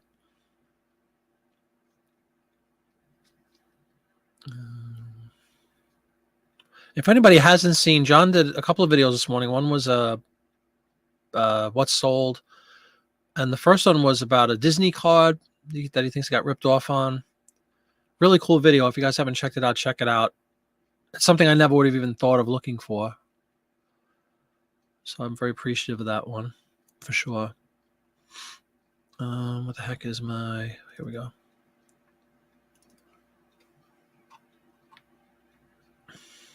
Let's see if there was any I wanted to show everybody else.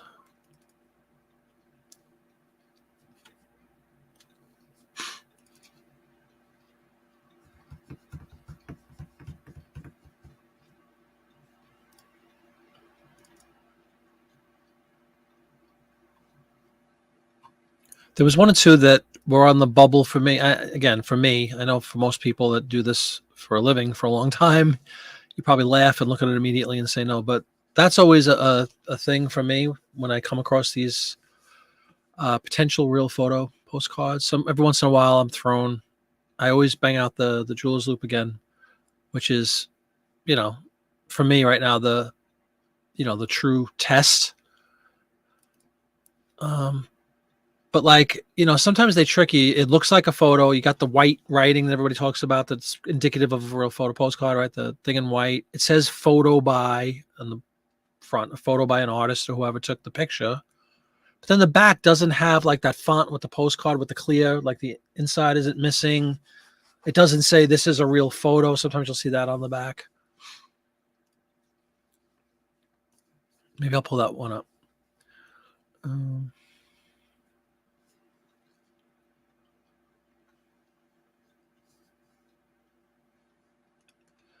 You listed 2 boxes of dental books. Nice. 2 boxes sounds like a nice quantity. I've heard you roasted a few sellers. So many people change the pricing. Maybe. One of the Disney cards I listed I bought for about 2 on adult camp already. I don't know for 80. Ooh.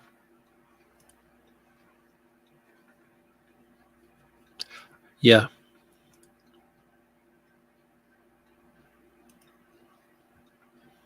Let me just show. I'd like to show you guys. I'm pretty convinced that's not, but I'd love it if you could tell me for sure. Present to you a scene on in Danbury, Connecticut. But you can see how like somebody like me who's still new at this could get tricked. That's one of those cases where like I don't want to not say it's a photo if it is and take my $7 when I could have gotten 12 or whatever. And I certainly don't want to list it foolishly as a photo and it's not. So that's one of my one of my issues. I'm assuming I'm not alone in that. But here's the item. You see that? Like it's almost like made to look like a photo, but it's not. My picture's in the way, but it says the artist, a photo by Baisley. You see down there? You see how it has like that white writing like you would see, but it's almost too perfect, right? It looks like it was typed or something. And there's the photo by Baisley. Swans on a lake. Swan Lake. Everybody see that pretty well?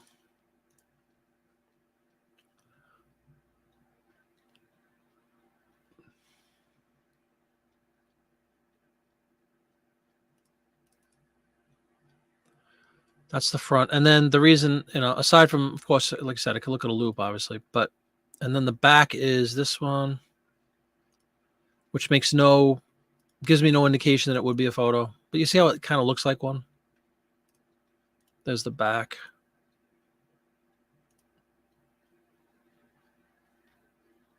Just sold a postcard, Smithville, New Jersey. And it's not the one that I had the offer on. See how the back doesn't say anything? It doesn't have that font. It doesn't say this is a real photo or whatever. So I'm thinking it's not.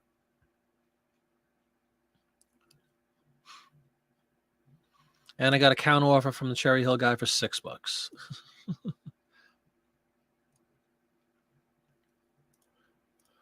Let's see what one sold. Mark, are you talking about the one I just showed you? The faux photos?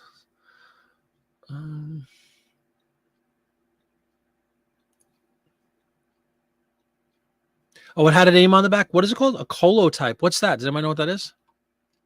Obviously, Jay Smith does. Care to share?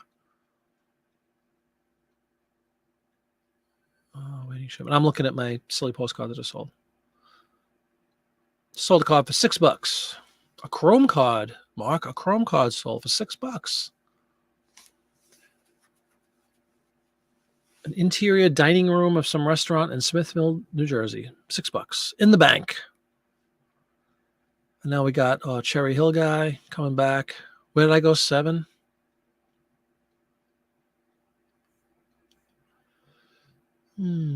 Chrome sell, Mark. 12 cents in, $6 out.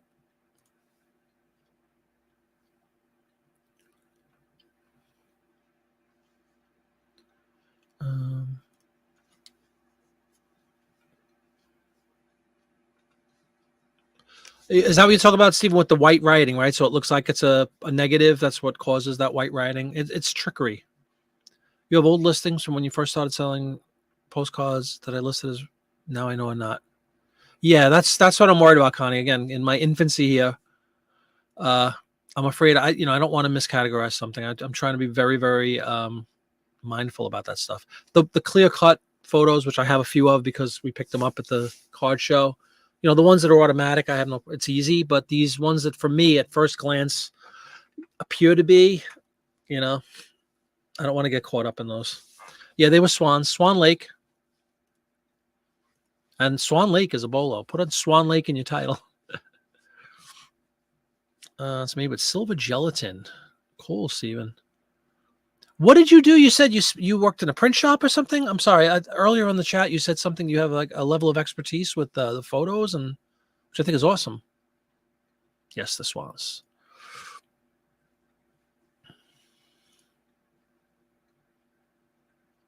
Yeah, exactly. That's what I'm saying. I don't want to put them. The savvy collector, if I don't indicate it's a photo and it is, then shame on me, and they win, and they get a deal. But I definitely don't want to go the other way. Like, there's no way. I'm very, very, very cautious about putting that old RPPC in my title unless I know for sure.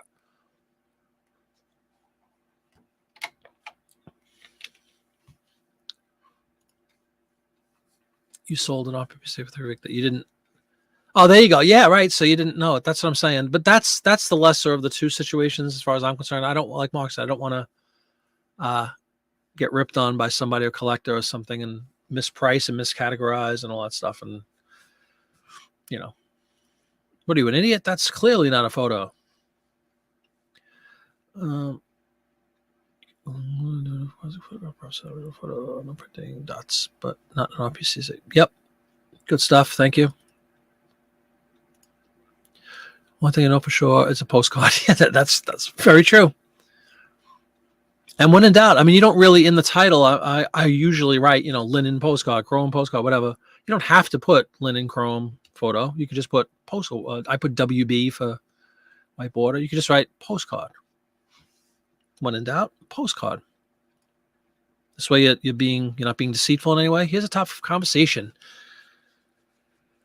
I heard you bring up this gentleman's name. I'm assuming it's excuse me, a gentleman. Don't know. So bring it on. Everybody who's familiar with this guy. In Popeye's video, he talks about this guy. Called him out. Copies is not cool. And John, I mean, again, I don't know who he is. He doesn't indicate anywhere, even if it's like this big, that it's a copy. That's not cool.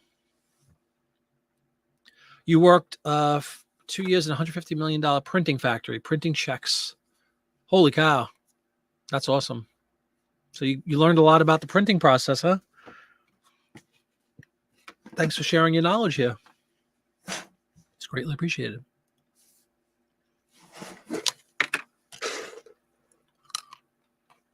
He calls it a postcard copy, but it's still deceiving, right?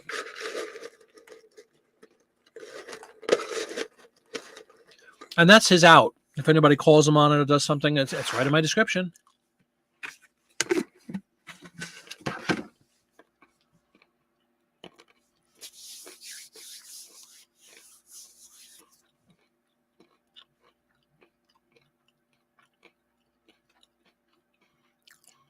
That's cool. I just sold 2 postcards in 2 minutes to 2 different people. And I didn't even leave myself a thumbs up.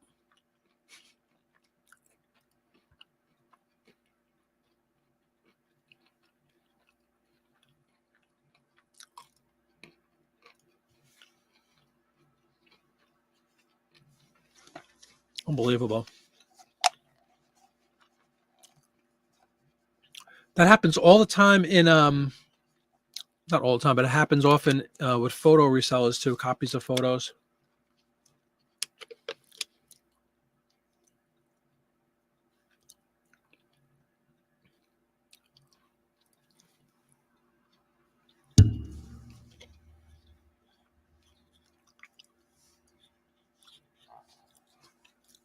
Yeah, he's a con artist, but by putting that little caveat on there, he probably doesn't get in trouble by eBay. I would be really angry.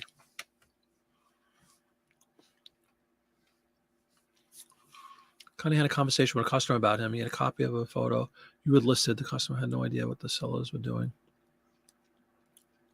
Yeah, exactly, the Walmart photo. Oh, no way, man. I would be really upset too, without question. Freddie doesn't even have the postcard. He saved the images and then reprints the cards.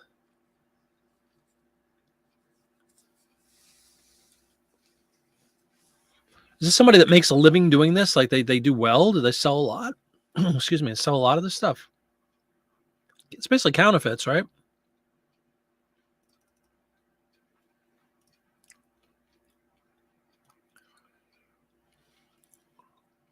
No, I know. I hope we don't get down to that. I've never used. Has anybody else used watermarks on cards or anything else? I've never used a watermark. Yep, photos for sure. I know it's like an epidemic. I worry about that with the print ad stuffs once in a while. Yeah, that's pretty cheap. What's up, Cameron? Scandalous indeed. Did you see his store? I mean, did you see Popeye's video earlier today, Cameron? 131,000 sales. Holy cow. Yep. So he's feeding off of these people and gets away with it because he has a thing that nobody's reading or nobody's catching. It's really not cool.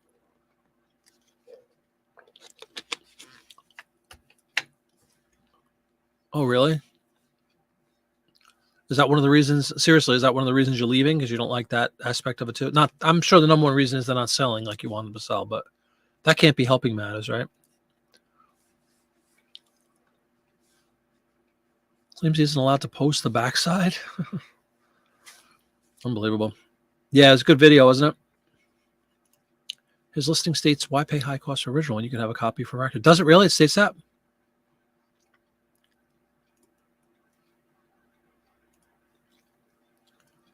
$131,000 sold. Are they cheap? Like, I don't remember what the price was, the example that Popeye showed, but does he sell them for nothing? Like, relatively nothing?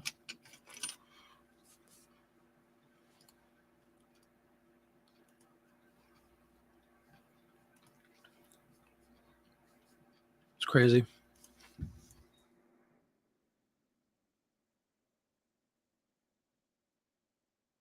12 to 20 bucks. Man.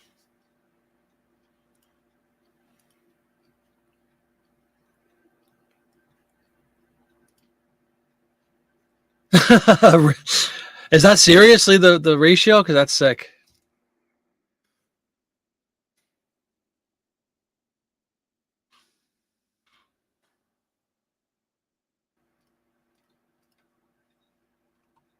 I guess the assumption is by having that little caveat in there that it's a copy and whatever that verbiage was, that he's not really doing anything wrong. But obviously, it's at a minimum, it's highly misleading. Yeah, exactly. Thinking you're getting the steal.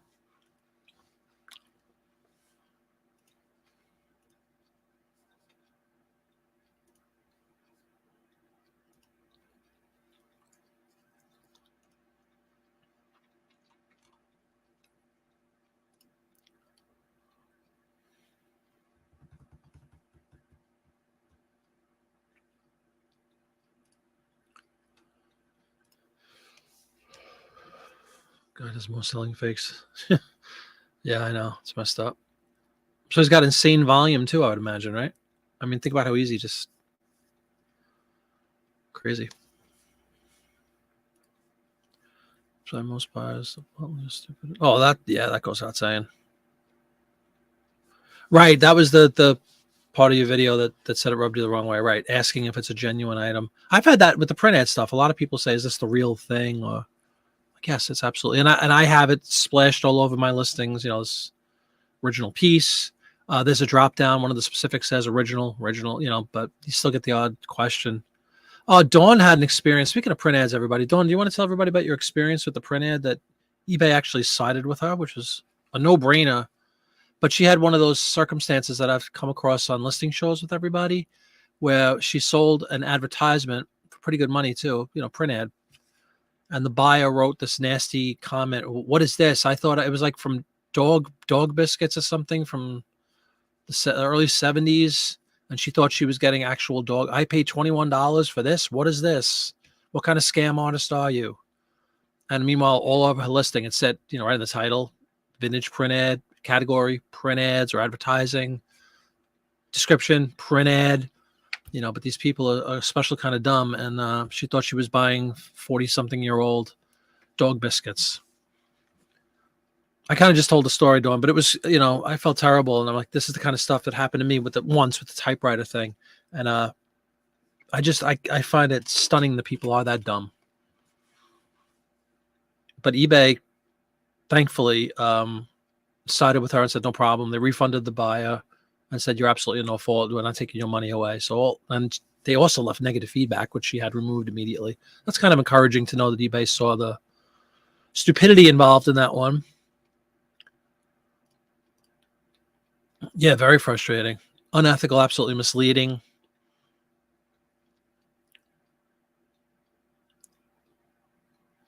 Yeah, but do they, Dawn? Like, do all of them know? Maybe, yeah, on Etsy. Been buying up cheap Disneyland cards. You almost bought a reprint from a seller. Oh, another name being called out. They were selling Disneyland cards.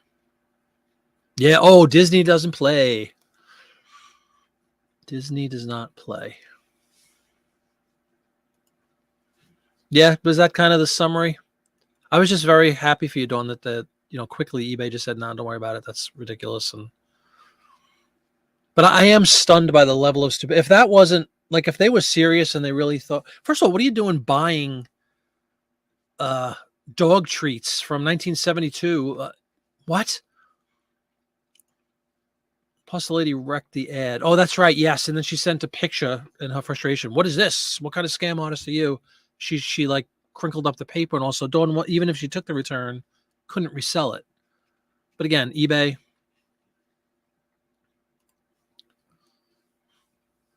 Yeah. Speaking of Disney, I'm always shocked. What's that list called? The ever-changing list. I forgot what it's called. Well, certain companies like put the kibosh on you selling their products. Vero. Can't believe Disney isn't part of the Vero thing. Put a lot of people out of business if they did that on eBay. Because they are misers. Let me just, and I'm a huge fan. My wife's a huge fan, obviously. Big fans. Big fans. But they are misers, and they are fanatical about protecting their intellectual property, as it's called there. And they did crack down on some reselling stuff. Annual pass holders, like you were limited to only buy a certain, like 1 or 2 items at a time, where people used to go to Disney and pick up like 100 items the day that they were released and sell them all on eBay. It's been happening for years, but they put something in place where they would limit people. But then that still didn't stop because sometimes you'd go in clusters and 20 people would all go in and buy 2 at a time, 2 at a time, 2 at a time. Then it'd all go out together. But still, the ultimate Vero would be a Disney Vero. Absolutely, Dawn. That's a very good point. Yeah, and they really did act quickly. And what did you do, Dawn? You did the Facebook thing? The chat, right? Facebook for resale. I forgot what it's called. eBay for whatever. But it's encouraging to know that they saw the, like I said, stupidity and the clear-cut nature of your issue. So I'm saying Disney in general, I mean, if they want to, they could really put the clamp down on, because they don't get any of that money. I mean, granted, Disney makes a fortune and all this stuff is grossly overpriced because they're Disney, but the reselling people are making 2 or 3 times what they're charging. And I can't believe they allow that still. It might be just so common that it would be really hard to enforce that.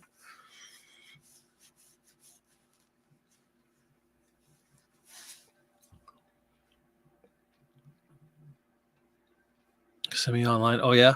There was a girl on Facebook who will remain nameless. She's still in business somehow, but she basically goes to Disney. She lives in Florida. She's a pass holder. She goes to Disney, buys a bunch of stuff, and sells it on Facebook at a markup. I don't know how she's still doing this. Now, in a way, her defense was she's providing a service for people who can't get down there with the frequency that she can, or a lot of us that are fans and go. So I guess there's something to that. And she ships them across. Like, let's say you live in Montana, I don't know, whatever. And, you've been to Disney World once in your life and you never go there or something.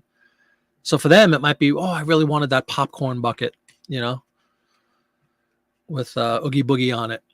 So for them, it's worth paying, $10 more than Disney charges and getting shipped to Montana. So I guess there's something to that. But she's very, very public about it. So I was surprised that they've allowed that to happen. Many people on Etsy who make stuff with the Disney stuff and then are shocked when they get banned from selling. The cookie thing, my wife, big baker, cookie business we have going. You could do Disney cookies, but you cannot advertise them as Disney cookies, if that makes sense. So like we'll get orders all the time for, a little girl's birthday and she wants Belle on cookies. So she'll do that and it's Belle, Disney's Belle. But you can't go on Facebook and say, look at these beautiful Disney Belle Beauty and the Beast cookies, or they will shut you down really, really quickly. So you have to be kind of covert about it. What are the future of shipping? On your answer to the question, do you and your wife wear matching homemade t-shirts? No matching homemade t-shirts. We've never made a t-shirt, John. You'll be happy to know. We did wear matching, not really matching, closely matching shirts on our honeymoon. We had like the Mr. and Mrs. thing, but that's as far as that went. But we have plenty of Disney attire, both of us, to wear to the parks. But no homemade matching. No. eBay for business on Facebook. Cool. No, the answer is a hard no.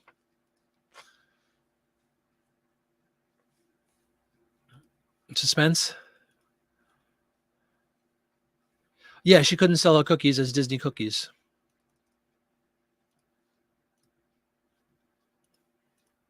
Well, just the decorative Disney stuff. We thought about doing an Etsy thing, Disney, Dawn, for cookies in general, cookie trays and stuff. We could do that.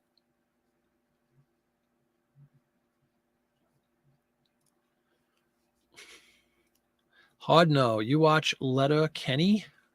I don't know what Letterkenny is. Sorry. Disney is one of the ultimate bolos, Mark. Correct. And I've sold tons of Disney, and I used to have a lot more stuff up from Disney.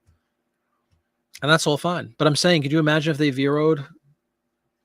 There's probably entire businesses built on reselling Disney.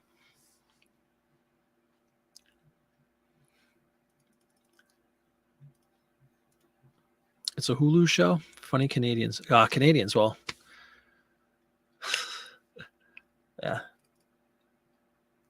Canadians are funny by nature, aren't they, Dawn? No, that sounds cool. Why does he say that expression? Hard no. But it is a hard no. Mr. and Mrs. was almost automatic, Has to be done on a honeymoon. We haven't been in way too long. I'm kind of getting a hankering for a Disney trip. Doesn't watch TV. Correct, I don't watch TV.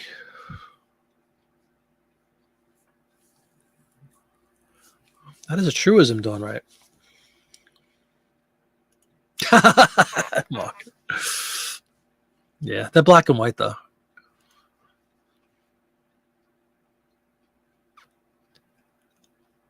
Letterkenny is a base? You do. You are the absolutely. You've all heard of Mother Nature. Dawn is Mother Canada. You do represent all. You've been selling the average promoter rate on postcards up and up and up. Will it ever stop? Yeah, I know. That's the weird thing about the promoted thing. When is enough, right? Dawn just heard about it for years and bitched. Oh, really? That's cool. What's the premise? Like, what's a summary of what the show is about? Or, as Dawn would say, about. What's the show about?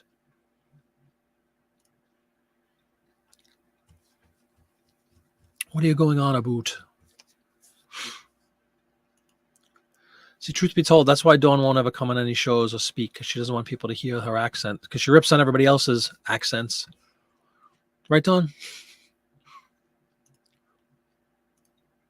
Take care of a little business here.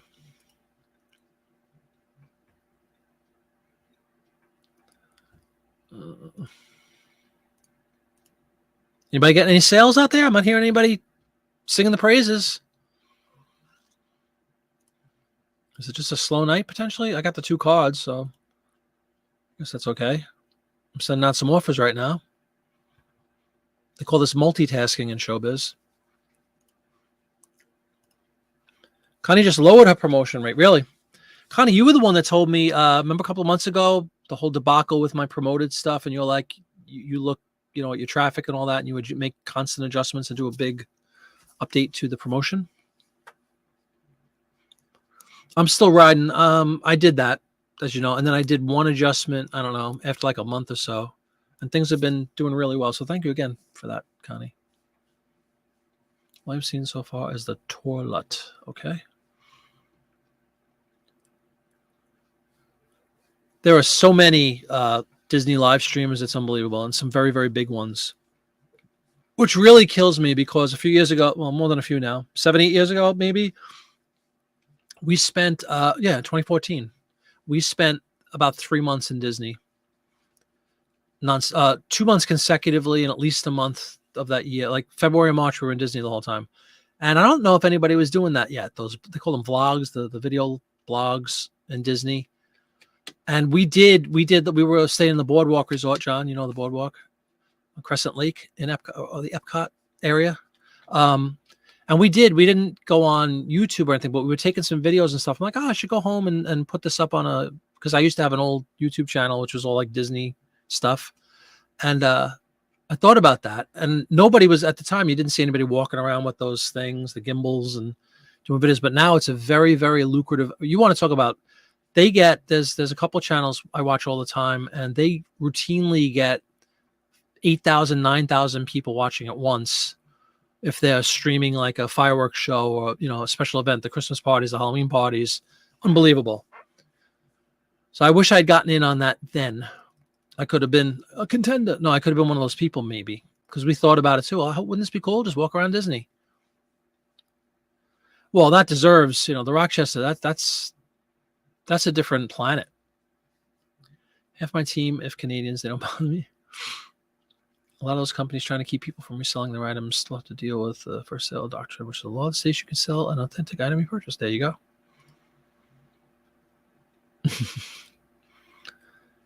Small town in Canadian life, farmers, hockey players. All right, cool. Yeah, that's cool. And you're a big hockey guy, so I'm sure you dig it. All right, Cameron, no problem, man. You're very welcome. Thanks for being part of it. Hope you have a good night. Hope you have a great, successful whatnotty event. Gravity. Cameron, do you want to say really quick if you're there? What are you doing tonight? What kind of items? You're down a few percent. Okay, cool. Right. And I think they know that, these big companies. No sales for Keith. Watched a football game. Best you've done is 10 days. The trip. Yeah, we stayed. It was ridiculous. I love Boardwalk. Absolutely love it. We went there for, was it our first wedding anniversary? I fell in love with the place. We stayed at Beach Club. I love that area. That's my favorite area. Crescent Lake, it's called. It's, you could walk, Beach Club I love. You could walk right into Epcot through International Gateway from your hotel in 2 minutes, 3 minutes. Boardwalk is beautiful. Did you hear, though, John, believe it or not, they're retheming, as they call it, the lobby in the Boardwalk. Not the lobby, well, eventually the lobby, but one of the bars upstairs, like that really nice area where you could just kind of sit.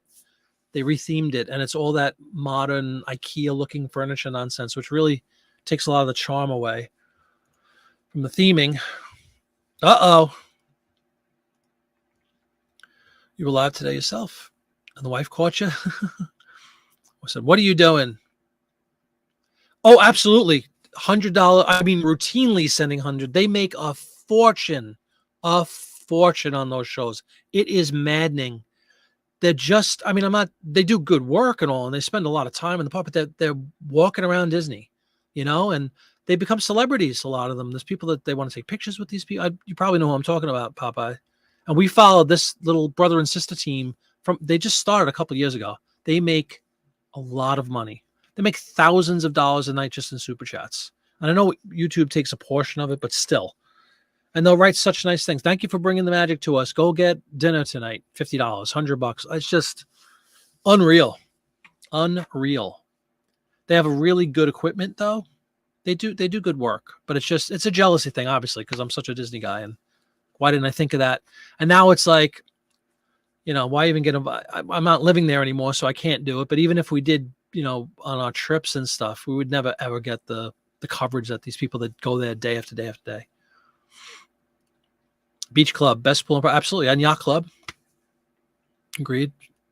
It's a sand bottom pool that you can walk in, 0 entry pool. I love the beach club. Know what I love, John? Beach. Well, gotta love beaches and cream, a little ice cream, sitting on the thing, looking at the pool, and Cape May Cafe, one of my favorite places to eat on property. It's just a seafood buffet, all you can eat. Man, I would love some Cape May Cafe right now. Weird lines from me, ES400, only on some of the cards, mainly older ones. Can I send you an example and tell me what you think? Dirty scanner or normal? Sure, send me an email, and I'll bring the picture up. Just jiminyflipit@gmail.com. That's the way. If anybody wants to send anything if you can't put a link in there, just send me an email with a picture of something if you're alone. jiminyflipit@gmail.com.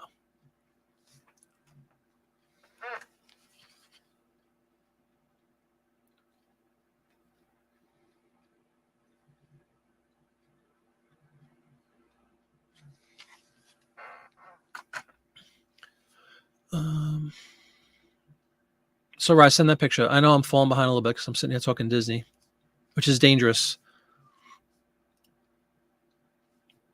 Yeah, the card. Well, I'm assuming this means a scan, but maybe not.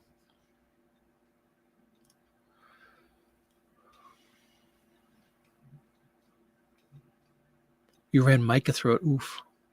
Yeah, again, I don't want to jinx myself. It's same with me, man. I haven't had any issues. I cleaned it a couple times, and I haven't had any problems yet. Are you guys potentially putting too many in at once? I got a question for the group. How many, when you have one of these duplex scanners, you could probably fit about 20 or so cards comfortably in one. Does anybody do like one by one? I don't. I grab like 20 at a time, put it in, and let the scanner do its thing. But I'm curious if there's a number that everybody sticks to. Do you put in a couple at a time? Do you put in one at a time? What do you do? Talk to me, people. Never been to Beaches and Cream. Oh, well, if you don't like seafood, you wouldn't be a fan. Yeah. And that's funny. I never went to the breakfast buffet. Beaches and Cream is cool. The ice cream's great. And the atmosphere is awesome. The pool area is called Stormalong Bay. These cards are pretty old. Look like 1900. Nice cards. Cool, cool, cool. Maybe you'll look into getting the 580 Silver 400. There you go. Congratulations on winning. Eyeglass wipes and see if any improvement. That's good advice there. Thank you for that, Mark. Even when you had the 510 used for 7 years, never had an issue. Maybe we're just lucky, Kelly. I don't know. There you go, Keith. Congratulations. I think I have a very similar card up. There's tons of those kind of cards too. Battle monuments, World War I, Soldier Monument, World War I Monument, World War II Monument. Congratulations. See, told you. The feeders are designed for a number scan of like 15, 20. Same with me. Yeah, I probably about 20 for me. I've seen videos of people that just kind of hold the cards right over and keep feeding them one by one. I don't know. Canned air is a great call, Jamie. Absolutely. All electronics. Canned air. I know Mark's an IT guy too. Canned air is a beautiful thing. Expensive, ridiculously expensive, but well worth it. If you could buy that in bulk, like Costco and stuff, they have like a thing of 6 of them or something. It's a lot cheaper than just buying one can at like an Office Depot. Try cleaning the rolls. Yeah, there's a lot of really good videos out there for my specific one, the Epsons. They're pretty common about how to clean, and it's really pretty important.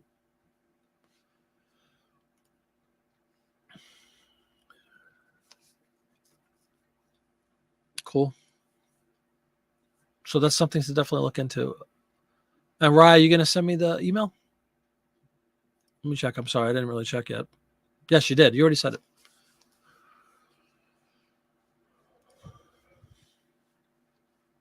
Keith sent me one. Okay, here's a pic of the lines that appear after I scan. All right. This is from, first up for our, oh, man. All right. I'm going to try to show everybody this one. I'm not going to try to show you. I'm going to show you. I'm going to try to bring it up as closely as possible.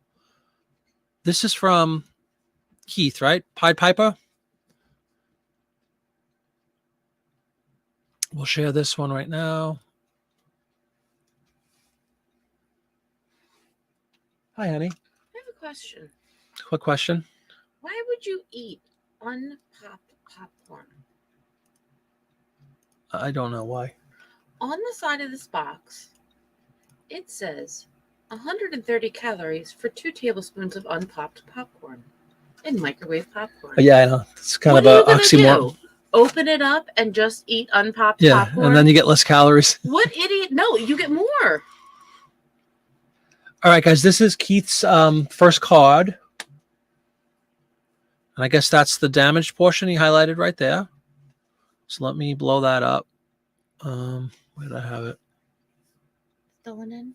Yes. Hi, Dawn. Is Popeye there? Popeye's there. Popeye! We need cards. Yeah, we had the first hour of the show was about that. Everybody see that one?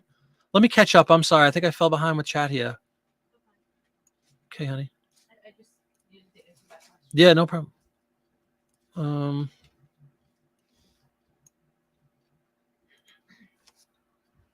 Yeah, definitely. There's a lot of videos. And I'll show, Rye, you sent a picture too. So I'll put yours up.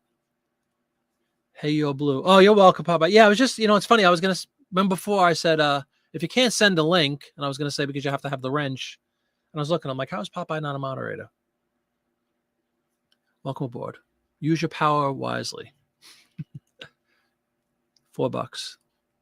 If you're getting scratches on the postcard itself, either means you have a faulty scanner or you have stuff stuck. Yeah, you could absolutely get stuff to it. Thank you, sir. Thank you. Expect nothing less. Make sure you clean the rollers. Dust bunnies, sure. Which is where your canned air is a beautiful thing.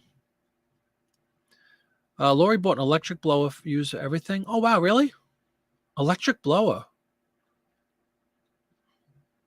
Basically a hairdryer that isn't hot. Is that what it comes down to? Because that sounds like a really cool item instead of buying cans of that canned air. Well, electronic air duster seems to do okay. There you go, Dawn. Beautiful. If anybody wants to put a Dawn or Lori, put a link in for one of those. That's something I should. Why do I not have that? How do I not have an electric air blower thing? Scratches on the card are only visible if you're looking for them most of the time. Check your rollers. Check your rollers. What about people grinding up popcorn and using it like flour? Do they not call that cornmeal? Oh, using it like as a substitute for regular flour, you mean? She's already back up. But thanks for saying hi. You'd be shocked if you guys didn't have lines like that. Probably if you looked really closely. And Popeye's saying he wouldn't worry about those. Oh, it's only Niagara Falls, so who cares? What are you doing listening in anyway? That's the first question. All right, so everybody got a good view of that one. Has a smaller nozzle, but the same concept, right? That's really cool. I mean, theoretically, you could probably use a hairdryer. Never thought of that. Connie Keems, yeah, on a daily. What'd you say? Every couple of days, right? Connie's meticulous. All right, that was the first one, and now we have number 2. I'll pull up in a moment. Let's go to the old Gmail, and we have. I want to use the right Rye.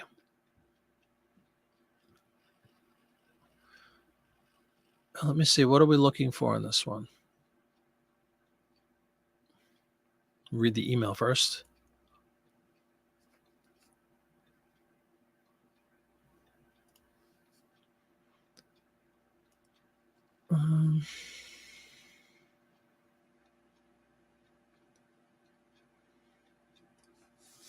There's the compressed air duster. Thank you, Dawn. Of course, that's going to be Canadian, but we could just copy and paste the title, I guess, right?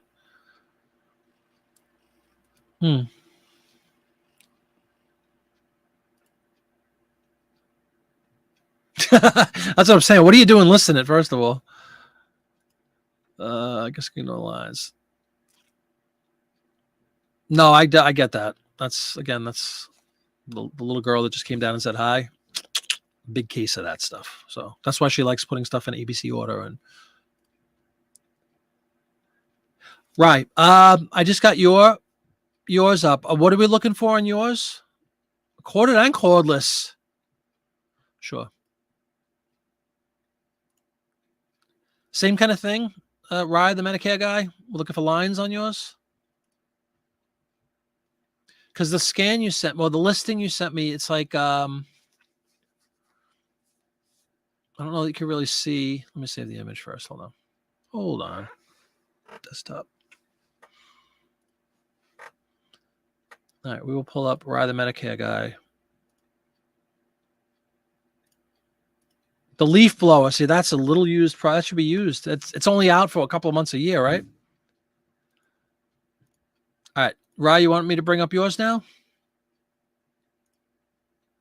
And just remind everybody what we're looking for in this one. Like, what's the kerfuffle? What's the issue?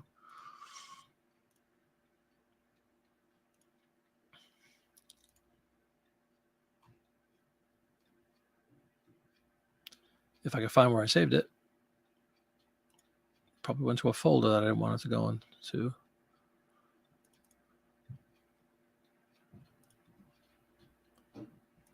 There it is. Okay.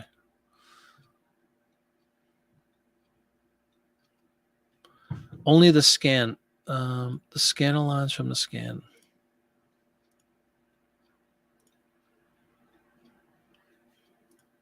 Most as old. All right, let me pull up. Oh boy. There he is. Finally. Jeez. All right, here is Rye's card. The Tower of London back there.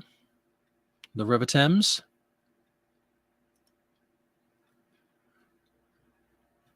Let me see if blow this up. Like, what are we looking for?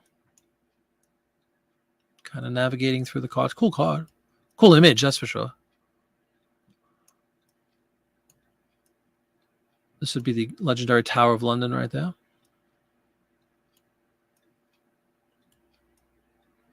River Thames, like I said.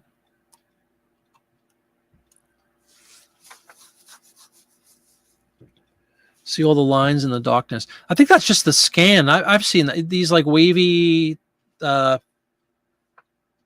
angled lines. Is that what you're talking about? I thought we were looking for like scratches. Everybody see what he's talking about? Those, they look like to be black lines.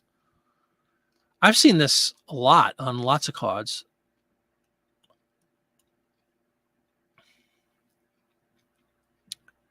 Look in the sky. Yeah, I see this. These black, I see them. Does everybody see them? They're going kind of right to left.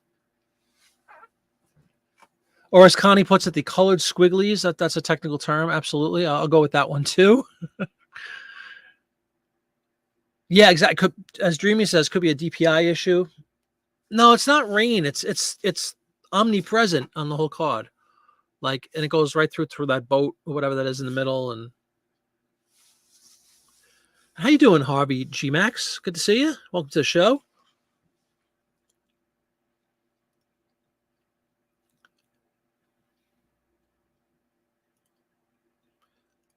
It could be a DPI thing.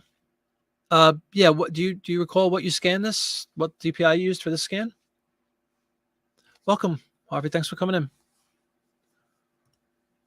Yep, absolutely. What Mark said. Yeah, play around with it. It could just be. I don't know that it's anything like a dirty or anything because it's too consistent. It's the entire card is covered in them.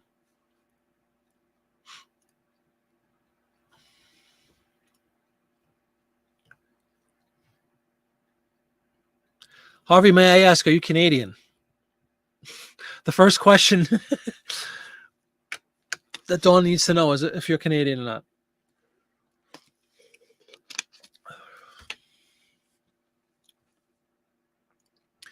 The setting on scan and get rid of, what is it called? A more pattern? Also just DPI can fix it. It might be in the manual. There you go, Jay Smith. Reminds you of old photo albums that had the brown sticky lines. Oh my God, yeah.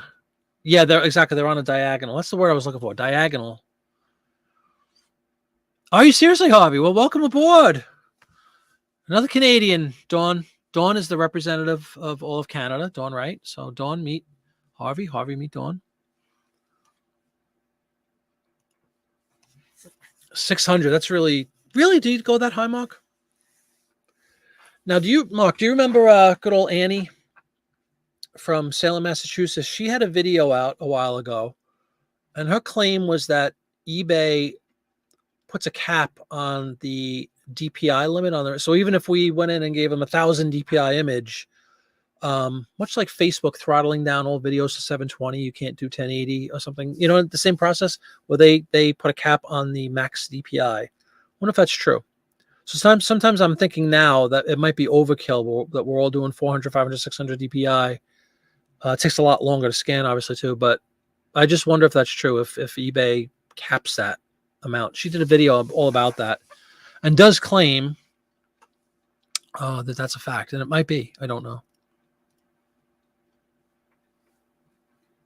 Yeah, I think it's a little bit of overkill, especially if eBay doesn't even present it in that higher DPI, then we're really wasting time, you know? Michael scans at 600. Cheers to you. Yeah. So like everybody's basically saying, Rye, just kind of, play around with the settings. Something will work. Yeah, maybe it's just it's revealing stuff that shouldn't be revealed, that isn't, that the naked eye can't even make out. Oh, Michael, Dawn coming right out and asking how old. And Dreamy by, I actually think it might be a lot lower than that. I know that, again, Annie, who used to be on the channel all the time, will probably be back. Did a whole video about it. I don't remember what the number is, but if anyone wants to check out, she goes by eBay School on YouTube. She does a video all about that. I don't remember it might be 400, it might be 300. It was something pretty low that kept it like a cap on the DPI that's presented through eBay. Because obviously the high DPI means a lot more storage, and it would cost them a fortune to store 1,200, whatever, 600 DPI. Yeah, I think it looks good.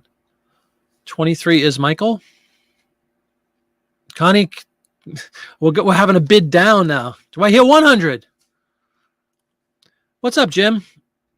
Oh, please. We've been, he made my mouth water earlier talking about 12 tubs or something. I was like, oh my God.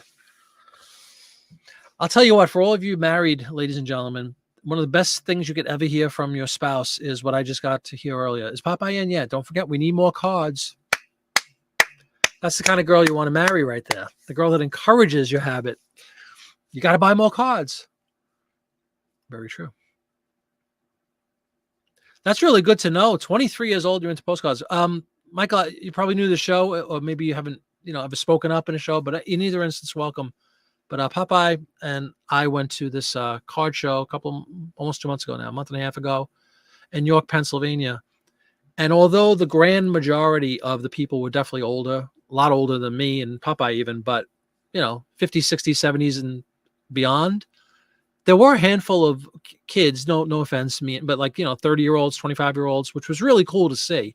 And I know Popeye talks about that all the time, that it's very encouraging to see that this is a pastime or a collection that's going to go far beyond when these older, like 80, 90-year-olds start fading away. It's going to be hard to replenish that. But there's a decent portion of younger people. I think it's great too.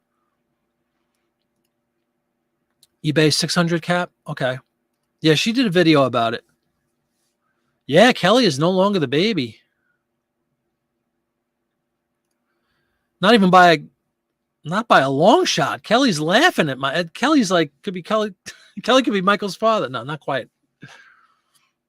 What are we, Kelly? 32, 33? It is weird as you get older. Like 33, when you're 33, you think that's grown. And it is. I'm not saying it's not grown, but you realize as you get older how young that seems, and it keeps changing. Like, the number. Man. It's all perspective, and it really doesn't mean a thing. Age is just a number, as I say. It's more than a number, but it really doesn't matter how old or young you are. Exactly. Yeah, Kelly was the baby. He'll happily pass that baton on. He's got like 10 years on this guy now. It does cap your image. Yep. But if you crop your own software, you can zoom in higher. Yep. That's very true. If you want to do multiples, right, then you get a more pristine close-up. That's a great point. Fujitsu, huh? There we go. The obligatory "Where in Canada are you?" question.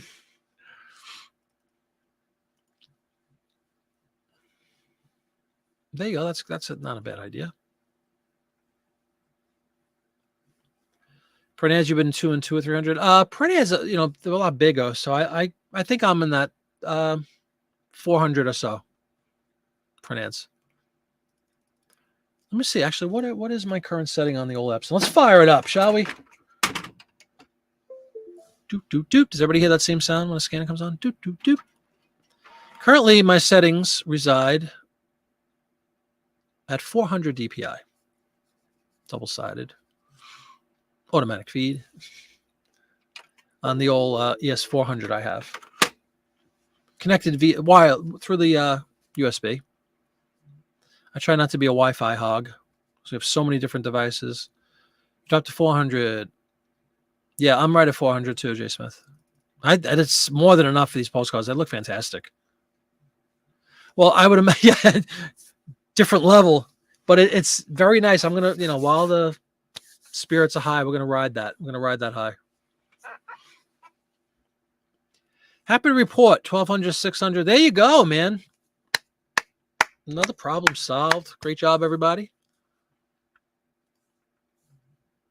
That's awesome to hear. Yeah, no, I worry about, I never mean anything bad about anything. You say kid. You got a 75-year-old thinks I'm a kid. It's all relative. You also learn the longer you go, we are all kids. Your body just ages, but you're the same kid you were when you were a kid. If you were a jerk, you're still a jerk. If you were sweet, you're still sweet.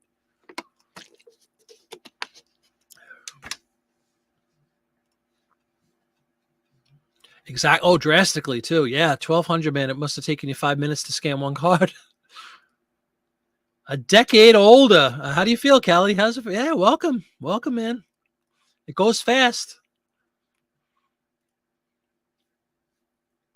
I was 33 when the millennium changed, and I feels like last week to me.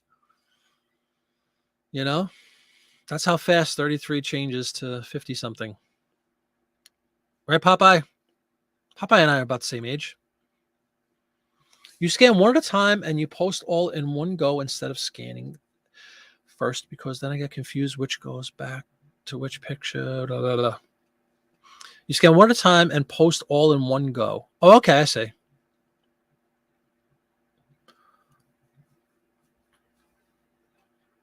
That's true. Here's a biological trivia question for the group. What's the only part of your body that never grows? It's exactly the same size from the day you were born until the day you die.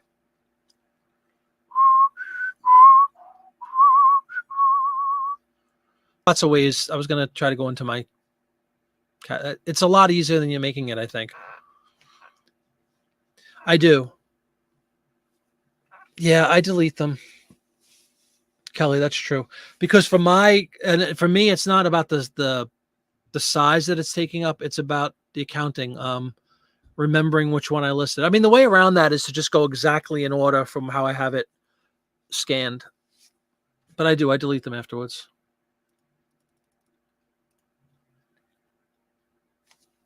Same with me, Mark. Yeah, really.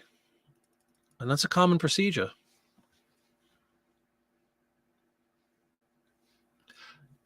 Understood completely.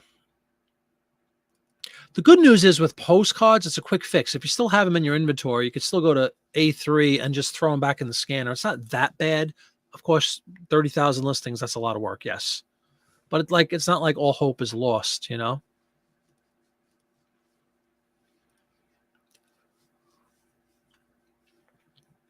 Yeah, that's what I'm saying. With me, it's not really a storage issue. It's just an accounting thing for me. Yep. In 3 weeks for me. Now we can order from the silver menu, Popeye. So, on the, you go to the diner, the silver menu, get that little discount. We can move into a retirement community now, all the 55 and older. Get me in there. Eyeballs. Tongue. Eyeballs is the right answer, Dawn, right? Your eyeballs never grow.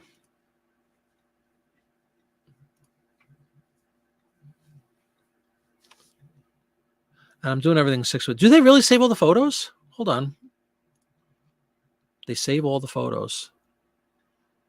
Explain, Jay Smith.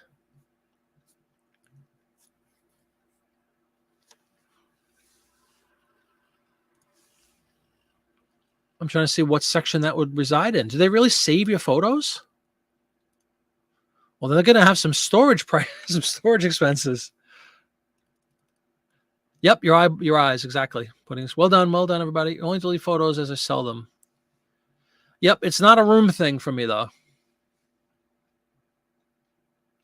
Exactly, I understand that. But at least the good news, if there's any salvation, is you can still relatively quickly, compared to like if you were selling toys for a living or something, and you had 100,000 toy listings, and you had to retake 10 we're doing one picture basically for a postcard. So regardless, though, I know that was a debacle when they lost all those photos. So I definitely understand being trigger shy at that point. How you doing? Another name we're gonna have to try to Clever Nanfi Blue Golf 80. Did I do that well? Yep, that's me. And on what's today's date? In 19 days. You ready for this? All of us 55s, we are now closer to 70 than 40. How's that?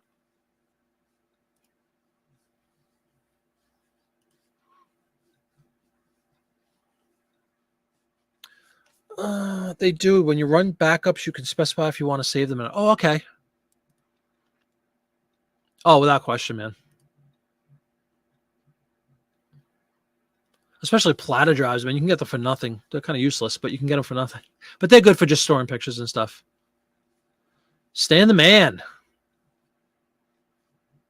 Sure. Terabyte. Yep. Yeah, it's so cheap. And a terabyte is suddenly nothing. That used to be ridiculous. I have right, it's actually in my room back of me in the networking room. I have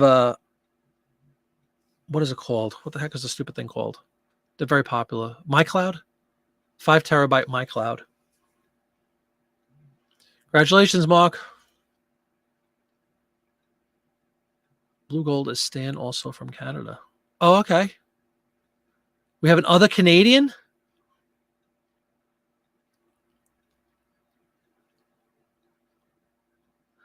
Why would you go do that? No, it's my sister, who's a couple years younger than me, brought that up. She goes, do you realize the day after your 55th birthday, you're closer to 70 than 40? It's like, wow.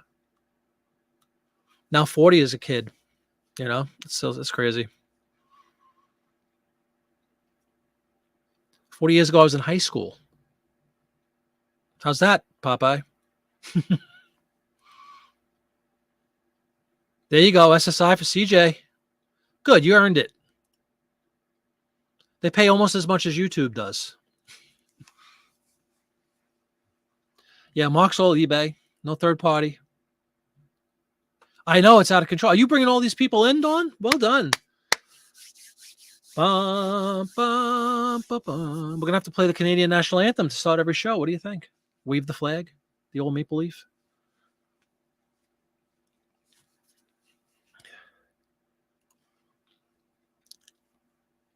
No, it's great stuff. I do for everything except postcards. We're using 6-bit for the postcards. Big fan.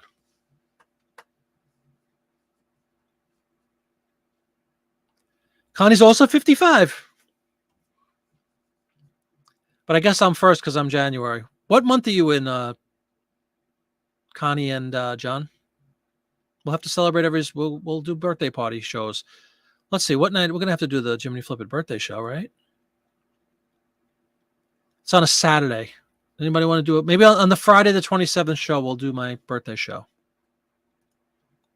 And then we'll do a birthday show for John. We'll do a birthday show for Connie as we all hit the same number. That's crazy.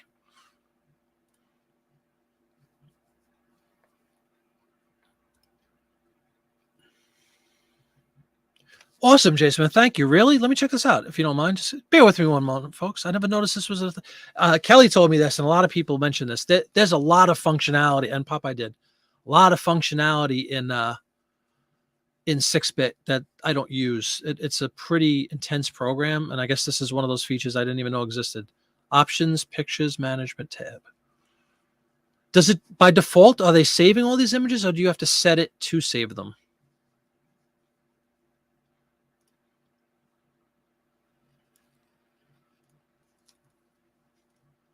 And Karen 70, there you go. I know, exactly. So with the kids, and that's what I'm saying. It's all relative. And it's really, Karen will say the same thing. It's all the same. Karen's the same girl she was when she was 18, aren't you? I mean, seriously. Inside, we're all the same people. Yep. And I missed, the bad thing, at least in New York at the time, I'm born in January. My sister really got screwed. She's January 3rd. December 31st, I would have been a year ahead. You know what I mean? So I missed like being whatever, a year. So like it's no big deal now, but when you're a kid, you think you're born in January, and somebody like John is born the end of the year, like you're almost a year older than, but you're in the same grade. So over here, it was like January 1st was the cutoff, and I was always aggravated that I should have been the year ahead. It's getting cold. Yeah, the Canadians. Oh, I know, Stephen, the computer. Isn't it been remarkable? That's in our life, most of our lifetimes. That's the shocking thing, is the absolute explosion of computers in our life, and much more recently, this whole internet thing. It's just unbelievable how it's completely taken over in a very short period of time. In USD, not loony thing. Oh, Kelly, you'll be there in a heartbeat, kiddo. 33, you're not, no offense. You're getting there. Like I said, I was 33 when the, whatchamacallit, right, 33? When, the whatchamacallit, Y2K stuff. Wasn't that like last week? Yeah, welcome, all the Canadians. Welcome to all of you. Connie's in August. All right. So you and John will have we'll do a show in August in honor of Connie. It's so funny. We're all the same age, more or less. 9/11. I won't even discuss. Oh my God. What are the odds on that? That is cool if you're a twin, though. Are you really? That's awesome. Worst curse ever. But you don't know anything else, right? So you can't compare with anybody else because that's all you know, and 'tis normal. Same here, John. We had a December school year end in the Southern Hemisphere. Oh, I know. Oh, you're 65. I mean, you could say this for any time frame, but when what I just said about the whole millennium thing, it really feels very, very recent to me. And to think that's over 20 years already, and I was only 33 years old, and now, like, what happened? How fast did that go? And you throw that forward, I'm going to be almost 78, 75, 76, like that. Oy vey. I know, and Dawn was born. Yeah, we were seniors in high school when Dawn was born.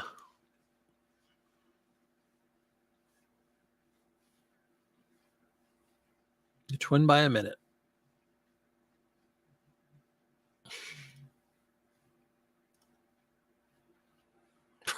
FIFO? Oh, no. Welcome, Mike. Well, in her defense, she was probably a bit dazed.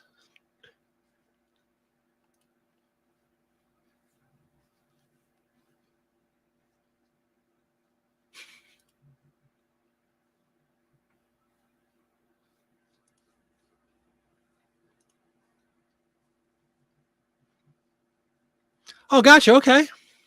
Johannesburg. Wow.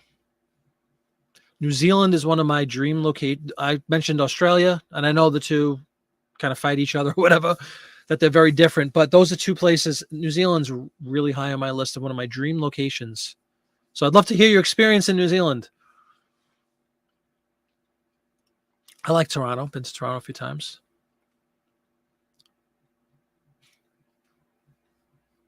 Oh, it's a joke. Yep. All right, Keith. No problem, man. Thank you so much for coming into the show. Have a great night. Yeah, I mean, you could take it beyond that. Does anybody of us of this age, don't you think like the 2000 thing seems like less? I mean, I was working in Manhattan and the whole, everybody was afraid, Mark knows this, all the IT people, all the computers had to become Y2K compliant that whole year. And I worked in Wall Street brokerage stuff. And this is the worst thing. That was the biggest New Year's Eve of any of our lives, right? How every 1,000 years you change a millennium. So big deal. I was in New York. You could see Times Square from our building. And we were at work. We had to stay at work until midnight because we had to make sure all the computers didn't turn off in the building. Everybody was afraid for you youngins that planes were going to fall out of the sky because computers never accounted for the 2-0. And everybody thought the world was going to come to an end and everything was going to shut down. Of course it didn't. But like a fool, I had to sit in my office building on the biggest New Year's of all time. Still bitter. Still bitter.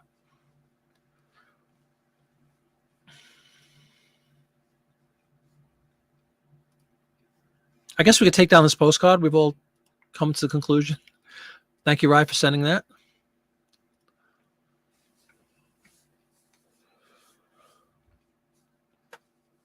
Oh, that's a whole other thing. Music. Don't even get me started, man.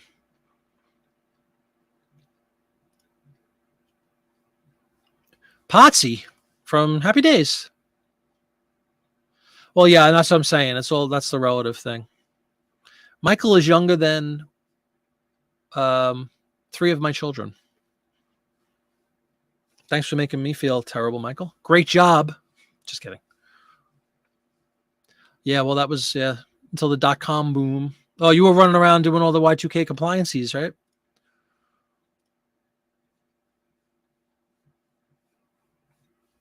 I had a 9-year-old, a 4-year-old, a 3-year-old, and a pregnant wife in 2000. Yep. It does. It's all proportion, right?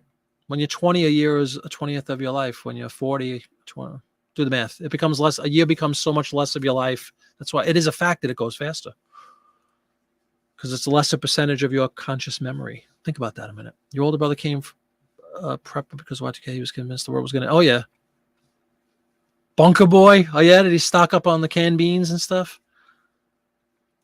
It was a very real thing. It wasn't not so much the world was going to end, but in my industry of brokerage and everything, the computers, had already crept into everybody's life. And even, so everybody was afraid that they were all going to shut down and all the trades weren't going to go through. And everybody's 401k was going to turn to zero and all that. A genuine concern, but it was so frustrating to be sitting there in an office at work. And the one good thing is I don't remember what time it was. Maybe like 1 o'clock in the morning. We had like an hour, and everybody was testing. Make sure you can log into this. Make sure you can log into this. Call this, and even for everything. Phones are worried about phones not working. Air traffic control not working. I think it was like 1 or 1:30 in the morning. I worked in a building that had a Hula Hands downstairs. Hula Hands is like a chain bar and grill kind of thing. And one of the big managers took everybody down and put like the black Amex card on the table and said, "Drink up, boys. Whatever you want." So we like ate and drank until like 4 in the morning free.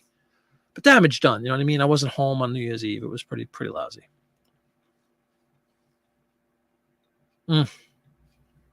What's he doing now, Popeye? I dare to ask. Certified AOL Nabisco. Yep. Oh, Scotland. Holy cow.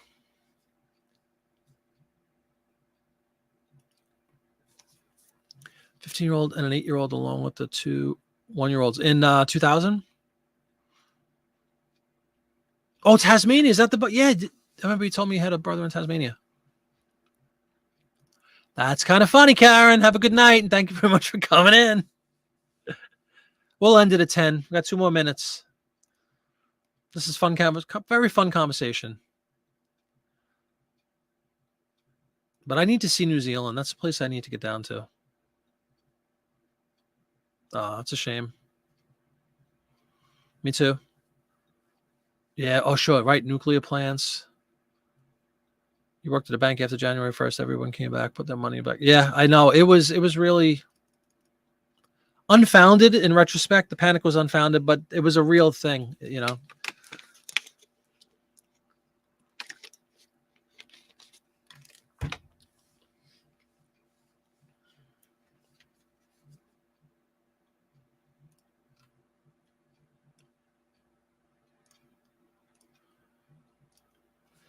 Never been to Tassie. Whoever heard it? Super postcard wise. I don't see a lot of us. I haven't seen any, and again, I defer to the pros in the room about the popularity or commonness of those. What do you call it? Oceania? Is that all Oceania?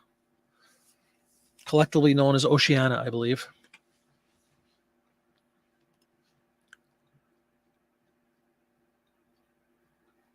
That's quite possible.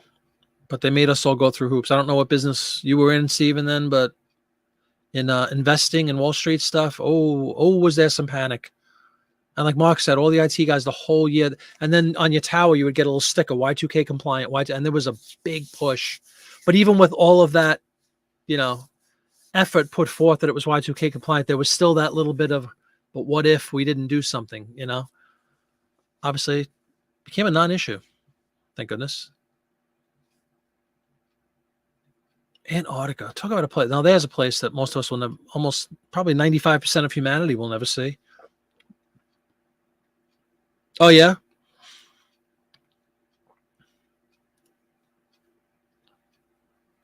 Oceania, yes. Bottled water. Kelly's had some New Zealand cards. That's cool. Oceania, yep. Thank you. Beautiful. All right, guys, we're going to call it a night. It's 10 o'clock. Thanks so much for hanging out with me tonight. It's been a lot of fun. 3 hours. I love to get the 3-hour shows in. It's been a while. Friday night, I'll be on with a listing show. We'll do a birthday show for me. Everybody mark your calendars, 28th. I expect flowers and balloons. Big 5-5. And then we'll do a show for Connie in August and a show for John in, whatchamacallit, in September 11th. So have a great one. I will see you all on Friday night. We'll do a listing show together. Have a great night and a great rest of your week. Take care, everybody. Bye-bye.